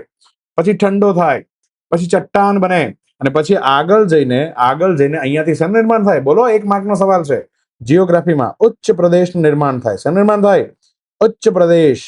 ભાઈ, ઉચ્ચ પ્રદેશોનું નિર્માણ થાય. જ્યાં તમને ઉચ્ચ પ્રદેશ જો ટેબલ આકારની રચના, ત્યાં બેસાલ્ટિક લાવા પ્રસરણો હશે, બરાબર. અને બેસાલ્ટના ખડકો કહેવાય, હે ને? તો ચાલો, બેસાલ્ટ ખડક. અને બેસાલ્ટ ખડક જે છે એને ખડક હંમેશા કાળા રંગનો હોય. અને આના પરથી જે વેધરિંગની પ્રોસેસ થાય તો જે માટી બને, કઈ માટી બને? બોલો, 1 માર્કનો સવાલ. બ્લેક સોઇલ, કાળી માટી. આ બધું જીઓગ્રાફીમાં ભણવાનું આવે છે ભાઈ, વેરી ઇમ્પોર્ટન્ટ. બેસાલ્ટના ખડકો. ભાઈ, જ્યાં જ્વાળામુખી જમીનમાંથી નીકળે, ભારે જ્વાળામુખી નીકળે તો એ પ્રસરે, આમાં ફેલાય, ચારે બાજુ ફેલાય, પણ ત્યાં જમા થઈ જાય, ઠંડો થાય, પછી એમાંથી અમુક માટીના કણ દૂર સુધી ઉડી જાય, પછી બ્લેક સોઇલ બનાવે. કાળી માટી શેના માટે ફેમસ છે? બોલો, કાળી માટી શેના માટે ફેમસ છે? કાળી માટી ફેમસ છે ભાઈ કપાસના છોડ માટે, કોટન માટે ફેમસ છે. હે ને, પાણીને સ્ટોર કરીને રાખે. ચાલો ક્લિયર. હવે એક અવકાશી પદાર્થ ઉપર બેઝિકલી આવા બેસાલ્ટના ટાઇટેનિયમથી ભરપૂર ખડકો જે છે શોધી કાઢવામાં આવ્યા છે. એ કયો ખડક અવકાશી પદાર્થ છે? અહીંયા ચિત્ર પરથી ખબર પડવી જોઈએ. એ છે આપણા મામા, ચાંદા મામા. સો અભ્યાસ એક કરવામાં આવ્યો કે ચંદ્ર ઉપર ટાઇટેનિયમથી ભરપૂર બેસાલ્ટ જે છે એ ખડકો જે છે મળી આવ્યા છે. કોણે અભ્યાસ કર્યો? તો IIT ખડગપુર અને ફિઝિકલ રિસર્ચ લેબોરેટરી અમદાવાદ દ્વારા જે છે રિપોર્ટ જે છે પબ્લિશ કરવામાં આવ્યો. અને એક બુક છે, એનું નામ છે કોસ્મોકેમિયા એક્ટા. આની અંદર જે છે આ રિપોર્ટ પ્રકાશિત કરવામાં આવ્યો છે, એટલે આપણે અહીંયા તમને બનાવી રહ્યા છે. લાંબા સમયથી ચંદ્રના ભૂસ્તર શાસ્ત્રીઓનો કોયડો હતો કે શું ત્યાં પણ લાવા અને મેગ્મા પથરાણા હતા એક સમયે? જેમ ધરતી જે છે શરૂઆતમાં ગરમ હતી, એમ ચંદ્ર બી ગરમ હતો. આ ગરમ હતો. આના પરથી આપણે કઈ રીતના ચંદ્ર બન્યો, કઈ રીતના ધરતી બની, એના કોયડાઓ જે છે ઉકેલી શકીએ છીએ. અને આગળ જઈને ચંદ્રયાન 4 2028માં લોન્ચ કરવાના છે, અને આયોજનમાં પણ આપણને શું કરશે? મદદ કરશે. પૃથ્વીની વાત કરું તો પૃથ્વીનો જે બેસાલ્ટ છે, આખા પૃથ્વીનો બેસાલ્ટ, આપણા ભારતમાં બેસાલ્ટના ખડકો જે છે વધારે ક્યાં છે? આ રિજિયનમાં છે. આ રિજિયનમાં છે, યાદ રાખજો, આ રિજિયનમાં. બરાબર ને? બેસાલ્ટના ખડકો ખૂબ છે અહીંયા. એમાં આખી ધરતીના બેસાલ્ટના ખડકો છે. એમાં ટાઇટેનિયમ ડાયોક્સાઇડ જે છે લગભગ 2% અથવા એનાથી ઓછું છે. પણ ચંદ્રનો જે બેસાલ્ટના ખડક છે એમાં ટાઇટેનિયમ ડાયોક્સાઇડ જે છે 18% સુધી છે. વધારે છે ચંદ્ર ઉપર ટાઇટેનિયમ. બરાબર? તો ટાઇટેનિયમ જે છે જ્વાળામુખી સાથે જમીનમાંથી નીચે આવે ભાઈ. ટાઇટેનિયમ, લોખંડ, ચાંદી, મેંગનીઝ બધું જ જ્વાળામુખી સાથે નીચેથી ઉપર આવે. યાદ રાખજો. એટલે જ તો અહીંયા ચાંદી, તાંબુ, મેંગનીઝ, લોખંડ સૌથી વધારે મળે છે. હે ને? ચલો. સો પ્રાચીન લાવાના પ્રવાહમાંથી આ બનેલા છે, તો અહીંયા ખબર પડી છે. તો અહીંયા રહસ્ય પાછું એ છે કે ટાઇટેનિયમનું પ્રમાણ વધારે કેમ છે? આવું કેમ છે? નવો પ્રશ્ન આવીને ઉભો રહી ગયો. આ બધું જે છે ધીરે ધીરે સોલ્વ થશે, અને આપણને એ બી ખબર પડશે કે આ ગ્રહો જે છે કઈ રીતના બન્યા છે, સોલાર સિસ્ટમ કઈ રીતના બની છે. હે ને? ચલો. તો ચંદ્ર ઉપર બેઝિકલી આ ખડકો મળ્યા છે. અઘનાશિની અને વેદવતી રિવર લિંકિંગ પ્રોજેક્ટ જે છે એના અંગે કઈ આંતરરાષ્ટ્રીય સંસ્થાએ ચિંતા વ્યક્ત કરી છે? તો તાજેતરમાં યુનેસ્કોએ ચિંતા વ્યક્ત કરી છે. તો નદી જોડાણ પ્રોજેક્ટ જે આપણા ભારતમાં ચાલી રહ્યો છે, એમાં યુનેસ્કોએ ચિંતા વ્યક્ત કરી છે. કર્ણાટકની અંદર આવેલો એક પ્રોજેક્ટ છે અઘનાશિની અને વેદવતી નદી. હે ને? આખો ભારતમાં રિવર લિંકિંગ કાર્યક્રમ ચાલી રહ્યો છે, નદીઓને જોડવાનો કાર્યક્રમ. સો પશ્ચિમ ઘાટમાં જ્યારે આ બે નદીઓને જોડવામાં આવશે, એનાથી પ્રોબ્લેમ થશે પર્યાવરણ ઉપર. કોની પર? પર્યાવરણીય સંરક્ષણના જે ધોરણો જે છે એની પર ધ્યાન કેન્દ્રિત કરવાનું યુનેસ્કોએ કીધેલું છે. અહીંયા આ યુનેસ્કોએ આવું કેમ ચિંતા કેમ જાહેર કરી? યુનેસ્કો આવું કેમ કરી શકે છે? કારણ કે કાનૂન છે દુનિયાભરની, એક કન્વેન્શન છે બેઝિકલી, વર્લ્ડ હેરિટેજ કન્વેન્શન 1972. અને આ જ્યારે જે તે બધા દેશો ભેગા થયા હતા પેરિસની અંદર, તો એ સમયે વર્લ્ડ હેરિટેજ કન્વેન્શનમાં વાત કરી કે ભાઈ કોઈ પણ દેશમાં કોઈ પણ સરકાર એવો પ્રોજેક્ટ લાવે કે જેનાથી બાયોડાયવર્સિટીને નુકસાન પહોંચતું હોય તો તમે ચિંતાઓ જાહેર કરી શકો. એટલા માટે અહીંયા યુનેસ્કોએ ચિંતા જાહેર કરી છે ભારતની અંદર. તો જૈવ વિવિધતાને નુકસાન થશે, કારણ કે નદી તમે બે જોડી નાખો, આ નદી આમ બે નદી જતી હોય તમે એને જોડવાનું ચાલુ કરો એટલે પાણી ડાયવર્ટ થવા લાગે, એટલે નવા વોટર રિસોર્સ બને. પણ એનાથી પ્રોબ્લેમ થાય કે આ જગ્યા અને આ જગ્યાના જે જીવો છે એક બેથી કપાઈ જાય અને દૂર થઈ જાય, તો હેબિટેટ લોસ કહેવાય ને. સો કુદરતી નદીના પ્રવાહ અને જળ વિજ્ઞાન જે છે એની અંદર વિક્ષેપ પાડે છે તમારા પ્રોજેક્ટથી, એના પ્રોબ્લેમ ઉભો કરે છે. અનાથ નથી કરવાનું. જો અહીંયા જે છે અઘનાશીની છે ને આ વેદવતી રિવર છે, અને આ બંને નદીઓને આગળના ભાગમાં લિંક કરવાની વાત ચાલી રહી છે. સો ઇકોસિસ્ટમને નુકસાન પહોંચે, વન્યજીવનને નુકસાન પહોંચે, સ્થાનિક આજીવિકાને નુકસાન પહોંચે, પાણીની સુરક્ષાને બી અસર કરે છે. હે ને? અને નાજુક પર્યાવરણીય બેલેન્સ જે છે એના માટે બી જોખમ છે. આવું બધું કોણે કીધું છે? યુનેસ્કોએ કીધું છે. અહીંયા વાત છે આ પ્રોજેક્ટની વાત કરીએ તો 35 TMC જે છે ફૂટ પાણી જે છે વાળવાનું છે. અઘનાશિની નદીમાંથી પાણી વેદવતી, કારણ કે વેદવતીમાં પાણી ઓછું છે, તો અઘનાશીમાંથી વેદવતીમાં પાણી નાખવાનું છે. અને ટીકાકારો જે આ વસ્તુને અવૈજ્ઞાનિક, ઇનસાયન્ટિફિક વસ્તુ કે આવું ન કરવું જોઈએ, હે ને? તો જોરદાર રીતના જે છે જાહેર અરજી વિરોધ જે છે ત્યાં ચાલુ થઈ ગયા છે કર્ણાટકમાં, હે ને? એટલા માટે ચર્ચામાં હતું. તો યુનેસ્કોએ બેઝિકલી આનો શું કર્યો છે? વિરોધ કર્યો છે. ચાલો. સેલ્ફ હેલ્પ ગ્રુપ, મહિલાઓનું જે ગ્રુપ હોય, પાપડ અથાણા જે બનાવે તે, એને બેંકો સાથે જોડાણની કામગીરી માટે કઈ સંસ્થાને નેશનલ એવોર્ડ મળ્યો છે? હે ને? તો તાજેતરમાં એક બેંક જેનું નામ છે કર્ણાટક ગ્રામીણ બેંક, એને રાષ્ટ્રીય પુરસ્કાર જીત્યો છે 2024-25 માટે, કારણ કે એને મેક્સિમમ અને એસએચજી ને બેંકો સાથે જોડતી હતી.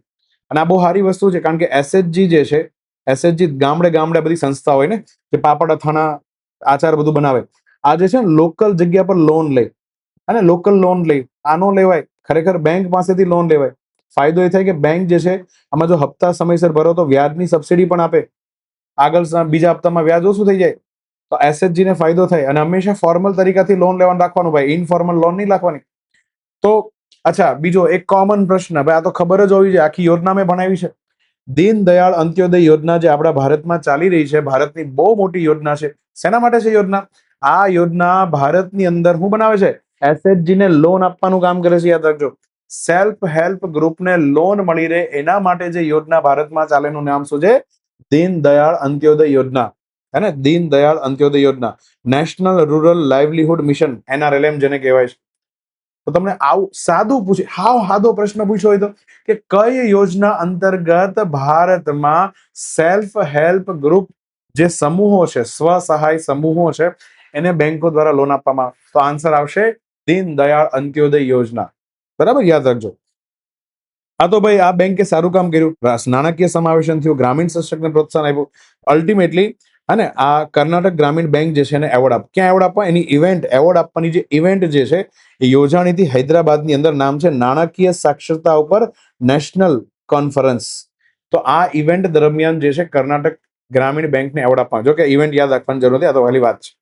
યાદ રાખજો, કર્ણાટક ગ્રામીણ બેંક, હે ને, કર્ણાટક રૂરલ બેંક જે છે એને એવોર્ડ. આને કહેવાય રિજિયોનલ રૂરલ બેંક, હે ને? ચાલો યાદ રાખજો. પછી વર્લ્ડના પુરવઠાની ચિંતાઓને કારણે કયા દેશે રાષ્ટ્રીય ઉર્જા કટોકટી જાહેર કરી? બધાને ખબર છે, હોર્મુઝમાં તેલ આવવાનું બંધ થઈ ગયું. એટલે અહીંયા ધ્યાનથી સમજજો, આ દેશ એનું નામ છે ફિલિપાઇન્સ, હે ને? અહીંયા ઉપર અહીંયા આવશે જાપાન, હે ને? આ બાજુ છે ચાઇના, હે ને? અહીંયા ઇન્ડોનેશિયા, બ્રુનેઈ, મલેશિયા. આ મલેશિયા બે જગ્યા પર છે, મલેશિયા બે જગ્યા પર, મલેશિયા અહીંયા પણ છે ને અહીંયા પણ છે. નીચે તાંદુ સિંગાપુર, આ આખું નાખું ઇન્ડોનેશિયું, અહીંયા કંબોડિયા, વિયેટનામ, થાઈલેન્ડ, લાઓસ, મ્યાનમાર. દેખાય ને? તો અહીંયા તાજેતરમાં આ બધા દક્ષિણ એશિયા, દક્ષિણ પૂર્વ એશિયાના દેશો કહેવાય છે, એની અંદર ફિલિપાઇન્સ જે છે એને નેશનલ ઇમરજન્સી ઘોષણા કરી છે. પણ ફિલિપાઇન્સ કેમ? કારણ કે બળતણ પુરવઠો અને ઉર્જાની સુરક્ષા એમને સતાવી રહી છે.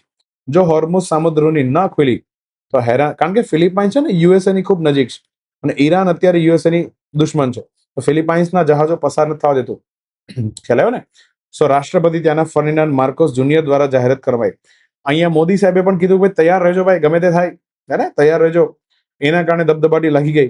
હમણાં પાછું એ પણ નવું કીધું કે લોકડાઉન તો નહીં લાગે, ટેન્શન નહીં લેતા, હે ને? ચલો, લોકડાઉન તો નહીં લાગે, સારી વસ્તુ છે. લોકડાઉન ન લાગવું જોઈએ, કારણ કે તમારી એક્ઝામો ટાઈમસર લેવાશે, નહીં તો મરી જાવ આપણે. લોકડાઉન લાગ્યું તો યાદ રાખજો. સો ફિલિપાઇન્સ રાઈટ આન્સર. પછી નવીનતમ વૈશ્વિક હવા ગુણવત્તા રેન્કિંગ જે છે, ગ્લોબલ એર ક્વોલિટી ઇન્ડેક્સ, બહુ જ ફેમસ છે. એમાં ભારત જે છે એને કયું સ્થાન મેળવ્યું છે? 2025 નો ડેટા પ્રમાણે 2025 નું રેન્કિંગ અત્યારે 26 માં આવી ગયું છે. Global air quality index very famous છે, યાદ રાખજો.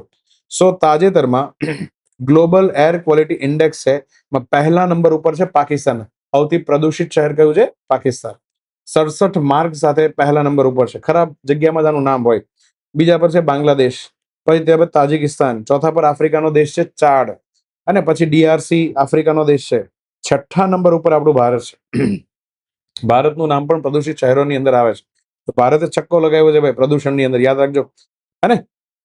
તો આ છે global air quality index, very famous છે. કોણ આપે છે? સ્વિટ્ઝરલેન્ડની એક સંસ્થાનું નામ છે IQ એર.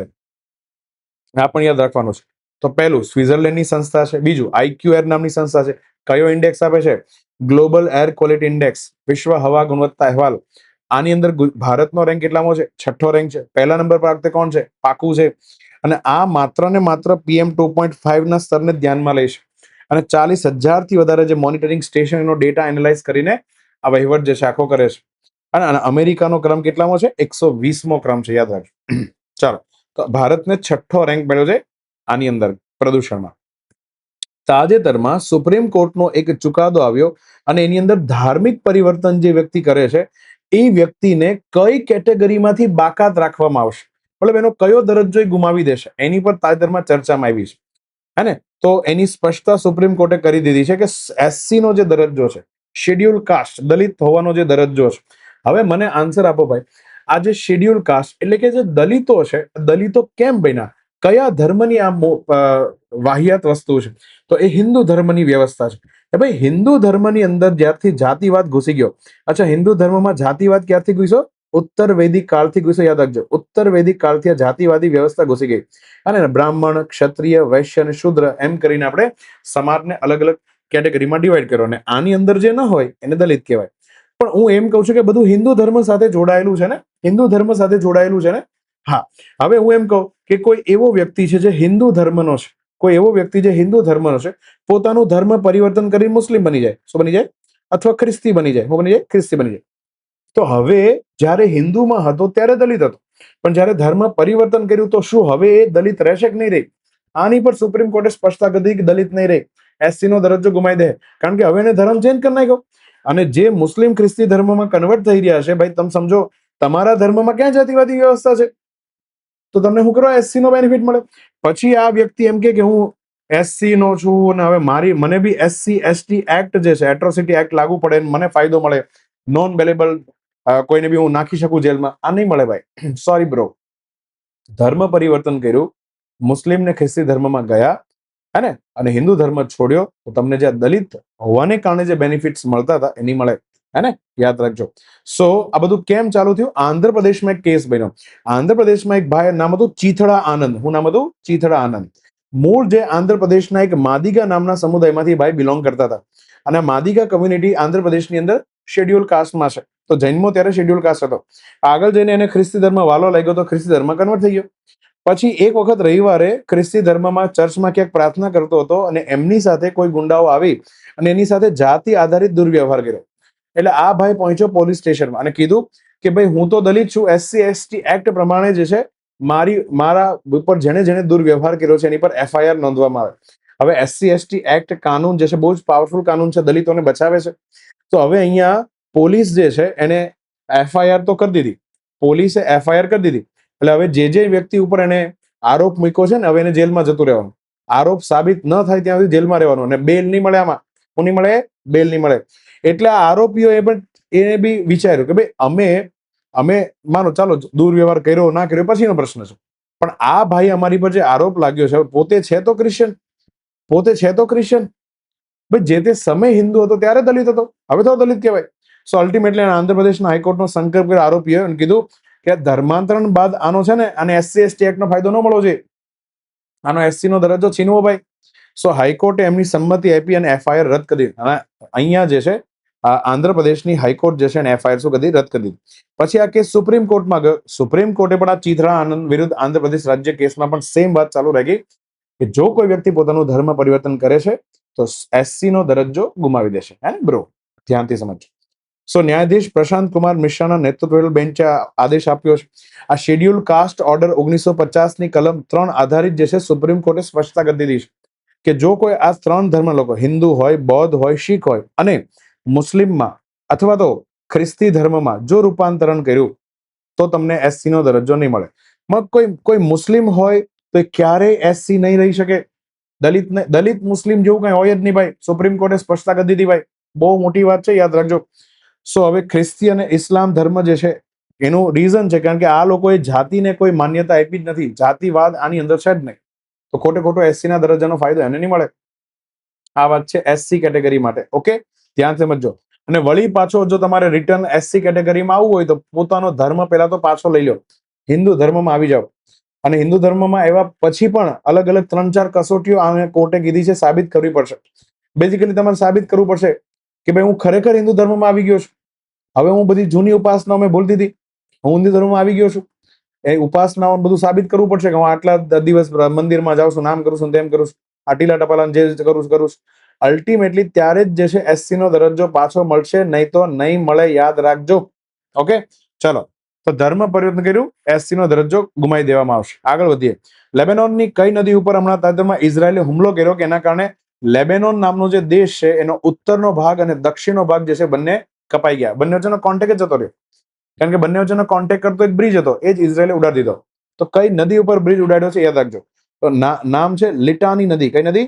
લેબેનોન જે છે. અચ્છા, લેબેનોન જે છે નીચે અહીંયા ઇઝરાયલ છે, અહીંયા શું છે? ઇઝરાયલ. ઉપર અહીંયા આખો દેશ કયો છે? લેબેનોન છે. લેબેનોનની રાજધાની બેરુત છે, જ્યાં પેલો એમોનિયાનો વિસ્ફોટ થયો તો કદાચ યાદ હોય તો. અને લેબેનોનની સૌથી પાવરફુલ નદી એનું નામ છે લિટ્ટાની રિવર. જો અહીંયા આ લિટ્ટાની નદી છે, લિટ્ટાની, હે ને, અહીંયાથી આ રીતના ફ્લો થાય છે, આ રીતના જાય છે, બરાબર. હવે અહીંયા આ બાજુ તો માઉન્ટેન છે, આ બાજુ બી માઉન્ટેન છે, વચ્ચે આ બેલી પ્રદેશ છે ને અહીંયા એક બ્રિજ હતો, એને ઉડાડી દીધો. હવે સાઉથ વાળા નોર્થમાં કઈ રીતના જાય? તો ઇઝરાયલે આ વસ્તુ કરી છે. યાદ રાખજો. એને લિટાની નામની નદી જે છે એને ઉડાડ્યું. ક્લિયર? તો આ બધી વાત આની અંદર લખી છે, જોઈ લેજો શાંતિથી. પુલનું નામ યાદ રાખવાનું જરૂર નથી, ખાલી એટલું યાદ રાખો લિટાની નદી જે છે લેબેનોનની અંદર છે. એલ યાદ રાખવાનું છે. ક્યારેક ક્યારેક નદીઓ પૂછી લે છે ભાઈ જોડકાઓમાં, યાદ રાખજો. અને આ પ્રોબ્લેમમાં આવી હોય જ્યારે એક્ઝામમાં કરંટ અફેરમાં આવે ત્યારે વેધર યાદ રાખવાની, એટલે ધ્યાન રાખજો. અને લિટાની નદી જે છે લેબેનોન માટે જીવન રેખા છે. આપણા માટે જે ગંગાનું સ્થાન છે ને એટલું અહીંયા છે. અચ્છા, અને આ ઇઝરાયલ કેમ અહીંયા લેબેનોન પર હુમલો કરે? કારણ કે લેબેનોનની અંદર ઈરાનના એક આખું નાખું આતંકવાદી ગ્રુપ છે. શું નામ છે એનું? એનું નામ છે હિઝબુલ્લા. હિઝબુલ્લા. કયાબુલ્લા? હિઝબુલ્લા.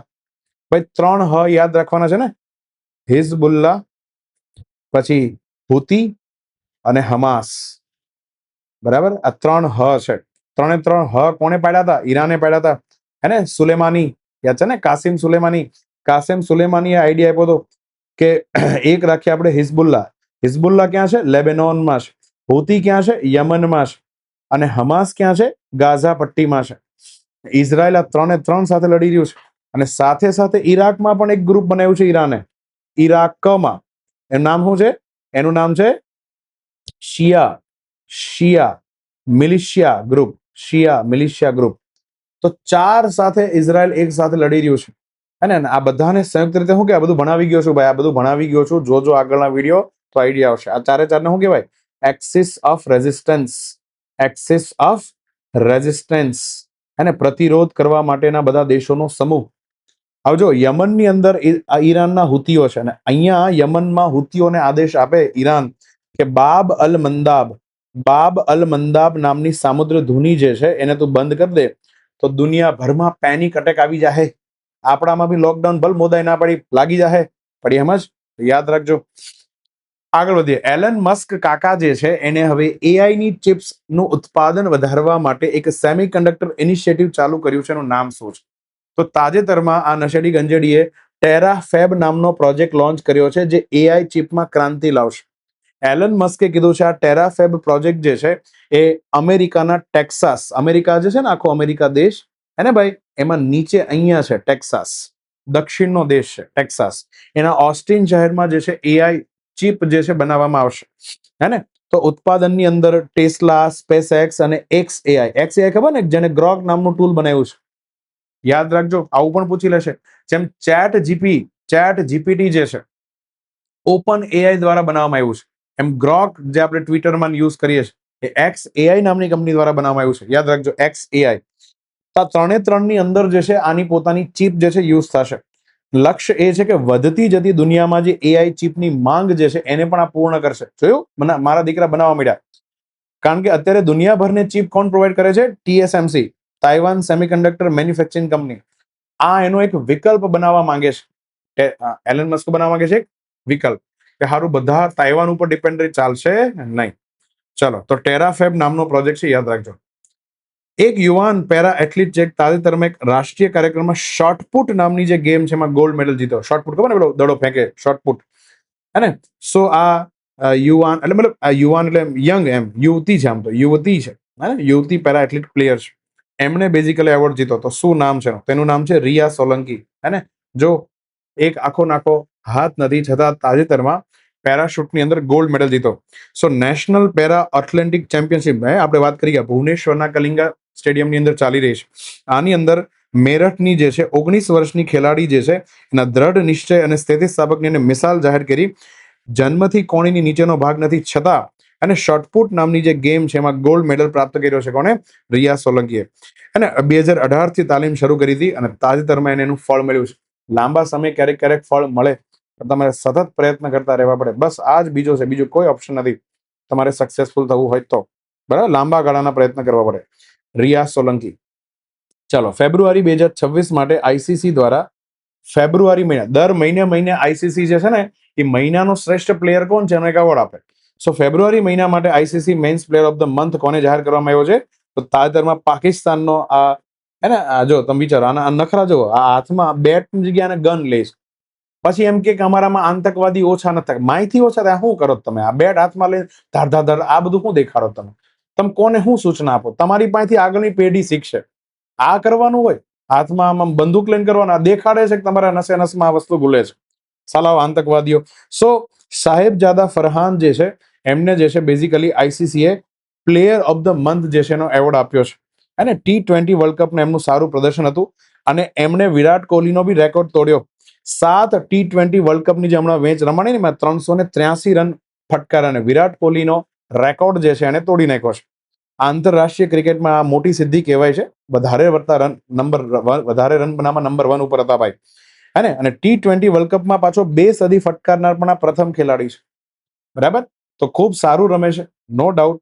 પણ તમારા એટીટ્યુડ જે છે એ થોડા વ્યવસ્થિત હોવા જોઈએ. આ સાહેબઝાદા જે છે, ફરહાન નામ છે, એને શું મળ્યો છે? એવોર્ડ મળ્યો છે. કયા દેશ દ્વારા ઊંડા સમુદ્રમાં દુર્લભ પૃથ્વીના જે મટીરિયલ છે, રેર અર્થ મિનરલ, એની શોધની તાતરમાં એને જાણ કરી કે અમારી પાસે તો ખજાનો લાગ્યો છે ભાઈ. હે ને? હા, તો જાપાને આ જાહેરાત કરી છે. જાપાને પેસિફિક મહાસાગરની અંદર મિનામિટો રિશિમા નામનો જે ટાપુ છે, જાપાન આ રીતના છે, એની નજીક જ છે ટાપુ. ત્યાં સમુદ્રની સપાટીથી 6 કિલોમીટર નીચે, એટલે કે 6000, બહુ ઊંડું થાય ભાઈ, ત્યાં જે છે 16 મિલિયન ટનનો શું પડ્યો છે? રેર અર્થ મિનરલ પડ્યો છે, ભંડારો છે. અને આ જો એને મળી ગયું તો જાપાને તો બખ્ખા થઈ. ચાઇના જે છે ને હોશિયારી મારે છે ને, ચાઇનાની અગેન્સ્ટમાં કામ કરવાનું ચાલુ કરી દે. યટ્રિયમ અને ડિસ્પોસિયમ જે છે, આ 2 ધાતુ ત્યાં સૌથી વધારે છે. આ બંને પાસે મેગ્નેટિઝમના ગુણો છે અને અલગ અલગ ડિવાઇસીસ બનાવવામાં ખૂબ ઉપયોગી થાય. 700 વર્ષ સુધી જે છે કોઈની ભાઈ ભીખ ન માંગવી પડે એટલો મોટો આ ભંડારો છે. આની અંદર 17 જેટલી ધાતુઓ જે છે મળી છે. આવું જાપાને ડિક્લેર કર્યું છે. તો આન્સર આવશે જાપાન. તાજેતરમાં જ્યોતિ જ્યોત દિવસ, આ નિમિત્તે આપણા ગૃહ મંત્રાલય દ્વારા કોને શ્રદ્ધાંજલિ આપવામાં આવી? તાજેતરમાં જ્યોતિ જ્યોત દિવસ જે છે એમાં દ્વારા ગુરુ અંગદ દેવ જે છે એને શ્રદ્ધાંજલિ આપવામાં આવી. ગુરુ અંગદ દેવ જે છે એને એમને જ્યોતિ જ્યોત દિવસ ઉપર શ્રદ્ધાંજલિ આપવામાં આવી. ગુરુ નાનક દેવ પછી બીજા નંબરના શીખ ગુરુ કોણ છે? અંગદ દેવ છે. આમનું સૌથી મોટું કામ છે ગુરુમુખી લિપિ, એને સ્ટાન્ડર્ડાઇઝ કરી હતી. હું તમને આગળ કહું. અને બીજું સામાજિક સુધારા તો કર્યા હતા. શીખ સમુદાયની તમામ સંસ્થાઓને શું કરી હતી? મજબૂત કરી હતી. જોઈએ આપણે, એમનો જન્મ જે છે 1504 31 માર્ચના રોજ થયો. ક્યાં થયો? પાકિસ્તાનનું જે પંજાબ છે ત્યાં મેટસીદી સરાય નામની જગ્યા પર થયો. જન્મ સમયનું નામ હતું લહના. અને આ પોતે દેવી દુર્ગામાના ખૂબ મોટા ભક્ત હતા. દેવી દુર્ગામાના ભક્ત હતા એ સમયે. એને શીખ ધર્મ તો ખબર બી નહોતી. પણ આગળ જઈને કરતારપુરની અંદર, જે એ પણ પાકિસ્તાનમાં છે, ત્યાં ગુરુ નાનક દેવજીને મળે છે અને ત્યાં એમને શીખ ધર્મનો ભેટો થાય છે. એમના ઉપદેશથી ઊંડો પ્રભાવિત થાય છે અને ફાઇનલી ગુરુ નાનક દેવના શું બને છે? શિષ્ય બને. તો અહીંયા તમને એ બી ખ્યાલ આવવો જોઈએ કે 10 ગુરુ વચ્ચે બધી જગ્યા પર પિતા પુત્રનો સંબંધ નથી. ક્યાંક ગુરુ શિષ્યનો પણ સંબંધ છે. આ યાદ રાખજો. નમ્રતા, સેવા અને સમર્પણ માટે જાણીતા છે. ગુરુ નાનક દેવજીએ આ લહનો જે હતો એને પોતાના અનુગામી તરીકે ગુરુ નાનક દેવે ખુદ પસંદ કર્યા અને એને નામ આપ્યું ગુરુ અંગદ. એટલે કે મારો જ આ ભાગ છે, ગુરુનો આ ભાગ છે. અંગદ દેવ, અંગ છે મારું આ. અને ખાદુર સાહિબ ખાતે જે છે એમણે પોતાનું શું બનાવ્યું? કેન્દ્ર બનાવ્યું. બરાબર? અને 1539 થી 52 સુધી શીખ સમુદાયનું શું કર્યું? નેતૃત્વ કર્યું. બરાબર ને? ચાલો, તો આમનું સૌથી મોટું યોગદાન એ છે કે એ સમયે જે પંજાબની અંદર ગુરુમુખી સ્ક્રિપ્ટ ચાલી રહી હતી અને ગુરુમુખી જે લિપિ હતી, અને આજે બી લખાય છે ને, આમ એક ઓમકાર આ રીતના પેલો લખે ને, ઓમકાર. હા, એક ઓમકાર લખે ને લોકો, ગુરુમુખી સ્ક્રિપ્ટ કહેવાય છે. એને સ્ટાન્ડર્ડ કહે, કારણ કે અલગ અલગ પ્રદેશમાં અલગ અલગ વળાંક કરતા હતા. આને કીધું ભાઈ હું સ્ટાન્ડર્ડ આપું છું, બધા આ જ વળાંકને આ જ રીતના ટાઈપ લેટર લખવાના છે. બીજું, પંજાબી શિક્ષણમાં એજ્યુકેશન જે છે એને સુલભ બનાવ્યું. શિક્ષણ માટે ખૂબ બધી શાળા ખોલી. આને બીજું કામ કર્યું, ખાસ કરીને ઘણા બધા અખાડાઓ બનાવ્યા. આજે પંજાબીઓ આટલા મજબૂત છે એની પાછળનું રીઝન ગુરુ અંગદ દેવ છે. કેટલા બધા અખાડાઓ એમણે બનાવ્યા હતા. શિસ્તને પ્રોત્સાહન આપ્યું હતું અને એમણે લંગર, જે અમુક એરિયા પૂરતા સીમિત લંગર જે છે ને આખા પંજાબમાં ફેલાવ્યા. અને મજબૂત સંગત અને રંગત 3 જે છે ને, તો એ સંગત કોને કહેવાય? કે નાત જાતના ભેદભાવ વગર, કે કોઈ કયા ધર્મનો છો, કયા વાડાનો છો, કાંઈ જ જોયા વગર એની સાથે બેસવું અને ગુરુની ભક્તિ કરવી, આને કહેવાય સંગત. તો સંગતને પણ એને મજબૂત કરી છે. બરાબર? યાદ રાખજો. એમનું મૃત્યુ ક્યારે થયું? 1552 એમનું અવસાન થયું. પંજાબનું એનું જે સેન્ટર હતું ત્યાં જ ખદુર સાહેબમાં એમનું શું થયું? અવસાન થયું. જ્યારે એમનું અવસાન થયું તો જ્યોત જ્યોતમાં મળી ગઈ એટલે નામ આપ્યું જ્યોતિ જ્યોત. હે ને? જ્યોતિ એટલે જે પરમ તત્વ છે ને જ્યોત જે અહીંયા ધરતી ઉપર છે, બંને એકબીજામાં વિલીન થઈ ગયા, નામ પડી ગયું જ્યોતિ જ્યોત દિવસ. હે ને? સો આ થયું. અને પછી ત્રીજા ગુરુ આવે છે ગુરુ અમરદાસ. અને ત્યારે જે છે અકબર કાકા આવી ગયા હોય. હે ને? અકબર જે છે 1556 મુઘલ એમ્પાયર સંભાળે છે અને ત્યારે ગુરુ અમરદાસ સાથે એમના ઘણા બધા કામ થાય છે. એ આખું પંજાબના શીખ ધર્મની કહાની છે. ચાલો, તો અહીંયા અંગદ દેવજી જે છે એમના મૃત્યુ દિવસ નિમિત્તે શ્રદ્ધાંજલિ નિમિત્તે જ્યોતિ જ્યોત દિવસ જે છે એમાં ગૃહ મંત્રાલય દ્વારા જે છે શ્રદ્ધાંજલિ આપવામાં આવી. ચલો, તાજેતરમાં આપણા ભારતની કઈ સ્વદેશી એવી જાતિ છે એને સુધારવા માટે એક નવી પ્રકારની પ્રજનનની તકનીક જે છે એનો ઉપયોગ કરવામાં આવ્યો હતો. તો આ ગાય પરથી આકાર જો આ આકાર જે છે ખાસ કરીને ખૂબ લાંબો આ રીતના શેપ હોય, દેખાય આ રીતનો શેપ, આ જોડો ખૂબ લાંબો હોય અને અહીંયા આ રીતના કાન હોય. બરાબર, કાન જે છે આવા હોય, આવા કાન હોય, દેખાય આ રીતના કાન હોય. અચ્છા, કાન આ રીતના લબડેલા હોય, નીચે લબડતા હોય તો એ ગીર ગાય હોય, તો એ ગીર ગાય હોય. પણ આ રીતના કાન હોય તો એના પર તમે સમજવાનું આ સાહિવાલ ગાય છે. કઈ છે? સાહિવાલ ગાય છે. તો તાજેતરમાં થયું શું, ધ્યાનથી સમજો. ઉત્તર પ્રદેશમાં જે બરેલી છે કે નહીં, બરેલી, એની અંદર ઇન્ડિયન વેટરનરી રિસર્ચ ઇન્સ્ટિટ્યૂટ આવેલી છે, હે ને, જે ICAR અંતર્ગત કામ કરે છે. આ જે ઇન્ડિયન વેટરનરી રિસર્ચ ઇન્સ્ટિટ્યૂટ જે પશુઓ ઉપર કામ કરે એમના દ્વારા એક નવી ટેકનિક, નામ છે OPU IVF ET. એટલે કે એક ગાય હોય, માની લો એક આ ગાય છે આ ગાય છે માની લો. આ ગાય જે છે એનું એગ જે છે લેવાનું, શું લેવાનું? એગ લેવાનું. પછી એને કસનળીમાં નાખી અને એની અંદર જે છે આ જ ગાયના જે બળદ હોય એના સ્પર્મ નાખવાના અને પછી અહીંયા ફલન કરાવવાનું. પછી જેવું એમ્બ્રિયો બને એટલે એને એટલે ટ્રાન્સફર કરવાનું. તો કે કોઈ બીજી ગાય હોય તો બીજી ગાય, અથવા આ ગાય તો આ ગાય, સરોગેટ ગાય કહેવાય. એની અંદર આ એમ્બ્રિયોને શું કરી દેવાનું? ટ્રાન્સફર. પછી એમાં વાછડું બની જાય. બરાબર ને? આ રીતના. હવે એમ સમજો કે પહેલી જે ગાય લીધી હતી, માની લો સાહિવાલ લીધેલી. શું લીધેલી? સાહિવાલ. તો સાહિવાલનું એગ હોય, પછી સાહિવાલનો જે બળદ હોય એનું સ્પર્મ લીધું છે, પછી અહીંયા IVF કરાયું, ઇન વિટ્રો ફર્ટિલાઇઝેશન કર્યું, એટલે કે કસનળીની અંદર ટેસ્ટ ટ્યુબ બેબી બનાવી. અને પછી જે છે, હવે ધ્યાનથી સમજો, અહીંયા ભ્રૂણ નાનું એવું કસનળીમાં બની જાય, પછી તમે એને કોઈ અન્ય ગાયમાં પણ ટ્રાન્સફર કરીને વાછડાને જન્મ આપી શકો. એમ્બ્રિયો ટ્રાન્સફર કહેવાય. વાછડું જે જન્મે એ સાહિવાલ હોય. સમજ પડી તમને? ગાય માની લો ગીર પણ ગાય હોઈ શકે, પણ એના પેટમાં વાછડું જે હોય એ પાછું કયું હોય? સાહિવાલ હોય. આ રીતના મલ્ટિપલ વાછડા તમે પેદા કરી શકો અને સાહિવાલની સંખ્યા વધારવી હોય તો વધારી શકો. સો આને કહેવાય છે OPU. એને ઓવમ એટલે ગર્ભાશયને લેવાનું, એટલે કે અંડકોષને લેવાનું, IVF કરાવવાનું અને પછી એમ્બ્રિયો બની જાય એટલે ટ્રાન્સફર કરી દેવાનું. સો આ રીતના સ્વદેશી જાતિના ગાયને સંરક્ષણ મળે એના માટે આ ખેલ કર્યો છે IVRI. સાહિવાલ જાતિ વિશે વાત કરીએ તો પાકિસ્તાનનું જે પંજાબના સાહિવાલ રિજિયનમાંથી છે. અને મોન્ટેગોમરી કે મુલતાની પણ નામ આપવામાં આવે છે. ભૂરા લાલ કલરની ગાય હોય છે અને ઘાટા એના શું હોય છે? હાથ પગ હોય છે. દૂધ ઉત્પાદનમાં ખૂબ નંબર 1 ઉપર છે. એક દિવસમાં હે ને, જ્યારે સ્તનપાન હોય, મતલબ કે ગર્ભવતી હોય અને બછડાને જન્મ આપ્યો હોય ત્યારે સૌથી વધારે દૂધ પેદા થાય. નેચરલી છે ને, બછડાને જોઈએ એટલા માટે. સો એક દિવસમાં 10 થી 15 કિલોગ્રામ દૂધ પેદા કરે અને નોર્મલ જે છે 7 થી 12 કિલોગ્રામ દૂધ તો આપે છે. તો આટલી એની એવરેજ છે. પંજાબના લોકો ખૂબ સાહિવાલ ગાયનું દૂધ પીને આમ બલ્લે કરે ને.